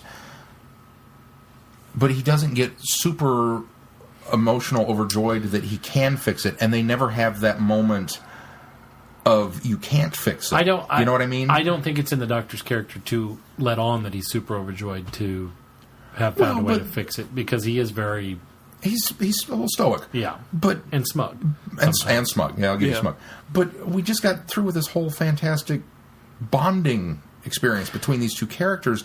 I would have expected a little bit more of that to carry over. Now, I understand that these are different scripts and that you've got this whole thing, but it felt like a little bit of a cheat, that this high that was reached with these emotions, that we fell off of it so quickly back but into... Still, I mean, the Doctor's... It could have been just another companion. It could have been anybody. But He the didn't Doctor's really care, still trying it seemed to keep Chris from doing it because he abhors death. And right, but that's it. He's trying to keep him from doing it because he abhors death, and he doesn't want to be a party to it, not necessarily because it's Charley. Yeah, but then on the flip side, well... I guess that's why I come down more on the non-romantic aspect. Although he was of the ready love. to tell Charley that they were pretty all but dead in Scherzo. Yeah. So, Scherzo. Well, that was his angry. Yeah, That was his angry. he was a grumpy bear. I don't know. Like I said, once I got over the hump and I got into it, I was like, wow, this is fantastic. And then it just went meandering and didn't do anything for me after I got to the point where I liked it. And then I kind of felt like, why do I like this? I mean, it just... Sadly, if I were to rank Scherzo, it's a 10 out of 10. And if I were to rank this one, it comes in maybe a 4 out of 10, maybe a 5. I'd probably give it a 3 or 4. Yeah. The end with... And we don't usually rank things, but I only rank that just to show the comparison between the two. Right. I mean, it wasn't like a 1 or a 2 like some of the big finish audios we've done. But yeah, the idea of the Croca and this experiment going on is great, and what the Croca says to the Doctor about what he did to Kriz and the Cormon of turning Kriz into a killer, I thought was a great character development for the Doctor. And gives me a lot of lip service because that isn't really what happened. Well, it's more of the same characterization from what we get from villains than what they think the Doctor does. Well, it's kind of like what Rory says the Doctor does. That's what Davros says he does, is that you turn people into weapons. Yeah, but it wasn't really the Doctor turning... Right, no, this is the enemy's perspective of what the Doctor does with people. Saying, we as fans don't believe that because we ascribe him the godlike status. But there's always as fans that... desperately try to make sure that it's not how we... That's just it. I like the fact that they keep reinforcing the possibility of it. And Davros saying it made me realize it a little more in that situation because of the way it's delivered. This one, it's like he didn't know the story. I mean, it's like he wasn't in on everything that happened. So, or was he? Well, I don't think he would have made the comments that he did had he. What I felt it weird that it seems weird to me that the Croca seems to know the Doctor. He's completely lost with terms like TARDIS. That was another thing. How do you take a word and you use the word TARDIS? Because the Croca is Rassilon. He's not dead. He followed him into the Divergent Universe. Ooh. I don't know. I'm making stuff up now. You're probably right. How do you take a word like TARDIS and use that as the encryption code? You have now used a word that doesn't exist. You want to talk about a random assortment of numbers and letters. This word does not exist in your universe. It has no physical, metaphysical, or scientific meaning at all. And they broke the code. It's one hell of a computer program. Oh, but you know what? I don't trust that you guys have pocket calculators smart enough to do any of this. Because you don't have space travel. You can't get to Uncle Matt's. I don't know. I did really like the bit... Traveling Matt. Well, Uncle Traveling Matt, Uncle Matt. I did like the bit where the Doctor tells Charley about meeting Charles Darwin. That was a nice callback. Yeah, that was a nice callback. And apparently, thanks to the TARDIS Wiki, this was written by Philip Martin, who wrote Vengeance on Varos. And there's a Varos there's a Varos reference, and there's a lot of similarities he talks in about this that's story. True. There is, because of the changing of Charley, the metamorphosis of Charley, and the metamorphosis of... Perry. Thank you. Who was that? Nickel O'Brien. No, not... Is it Varos? No, Varos. It's not Varos. Time Lash is what I was thinking. No, it was Varos. It's when she turns into the hairy creature. Well, yeah, she's turned into a bug. Yeah, a buggish looking thing. With Syl. Yeah. Oh, well, I need to go back and watch Vengeance of Varos again. Yeah. It's been a long time because it reminded me of Time Lash, where the thing wanted to marry Perry, and it was going to mutate her into something that it could mate with, because... That wasn't Time Lash. That was. No, that was Vengeance of Varos. No. They were sending... Wasn't it the freaky, scary guy that's, in one that's room? Time That Lash. was Vengeance, That's Time Lash. That was Time Lash. Oh, that was Time. Then that's what I'm thinking. That's what I'm thinking. I am thinking of Vengeance Time is the one where she grows she almost turns into an ape. She goes all furry. I'm mixing those stories the two up. together. Yeah, you're right, because I do remember So that wait, part Perry as well. mutates twice? I still don't remember Vengeance on Varos then. Well, did she mutate That in episode. Yeah, did she mutate? Yeah, did she mutate? It's been a long Time time Lash? since Well, we've seen this. they wanted to. They wanted Right, to. They kept implying they kept trying, but they never got did. there. Okay. So I guess you're right. I guess it's closer to Vengeance then because she actually does start a process there. Wow, poor Barry. We're old. Because now I'm thinking. Now I'm thinking of what's the one in the trial with Syl, and they're trying to transplant. What's his name's? Oh wow. Okay. Poor Perry. Anyway, so yes, no, you're right. There are some parallels. Well, I love the fact We're going to go to Chicago TARDIS and go, Nicole, it's so good to see you being human. I'm not on that show. No, you're human. It's no, but I do love the fact that when the Doctor's talking about what's used to power the TARDIS, and he talks about the element. Well, you could get on Varos, but not anymore. Yeah. That's kind of a moot point now, and that was pretty cool. All right, what's next on the schedule? Coming up next on the schedule. More Paul McGann? Soon. You won't have long. I'm really looking forward to continuing with this Divergent Me too. Universe now that we've got to the end of the story. I keep threatening to just go on without you guys, but then on the flip side of that, I never do. So I end up going, oh, hey, this is a Paul McGann week.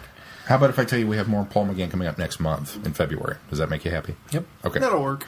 Well, that's February. Next week, Friday Night Who, if you're available. Unfortunately, Brenda, this one's not on Netflix. Nightmare of Eden with Tom Baker. But we do get Romana 2 and K9. Woo, okay. I know, Keith will be excited over that. I don't remember how much K9 is in it. Not a lot. But He's on the cover. But there's more. There's more He than made the cover. There's more than some. Leisure More than Hive some, comes but to not a mind. lot. And then we'll be, for our show next week, we'll be doing Nightmare of Eden. Of course, we'll be reviewing it. And Big Finish number 27 in the main line, The One Doctor. Yay. Which, if I'm not mistaken, This is is one of my favorites. Colin. It is Colin and Mel. No. Ooh, Mel? Yes. Colin and Mel. I don't believe it's Evelyn. I believe it's Mel. I'm looking up now. Look it up because now I can't remember for certain. I think it's Mel. I don't think it's Evelyn. It's Mel. Yeah. Then fail on my part, because I was really trying to stay away from stories that did that in order to... But it's written by Gareth Roberts.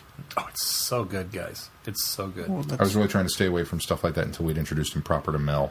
Well, with I've gotten one. Colin, but... Whatever. There's only one she's in to 3? interview her with, and you got to lose some more weight. So. Yeah, I'm getting closer. I'm down 20... Congratulations. And you just got money from school, so... 21 pounds now. All right. So, Almost there. not anymore. All right. So we'll be reviewing Nightmare of Eden and The One Doctor on next week's show.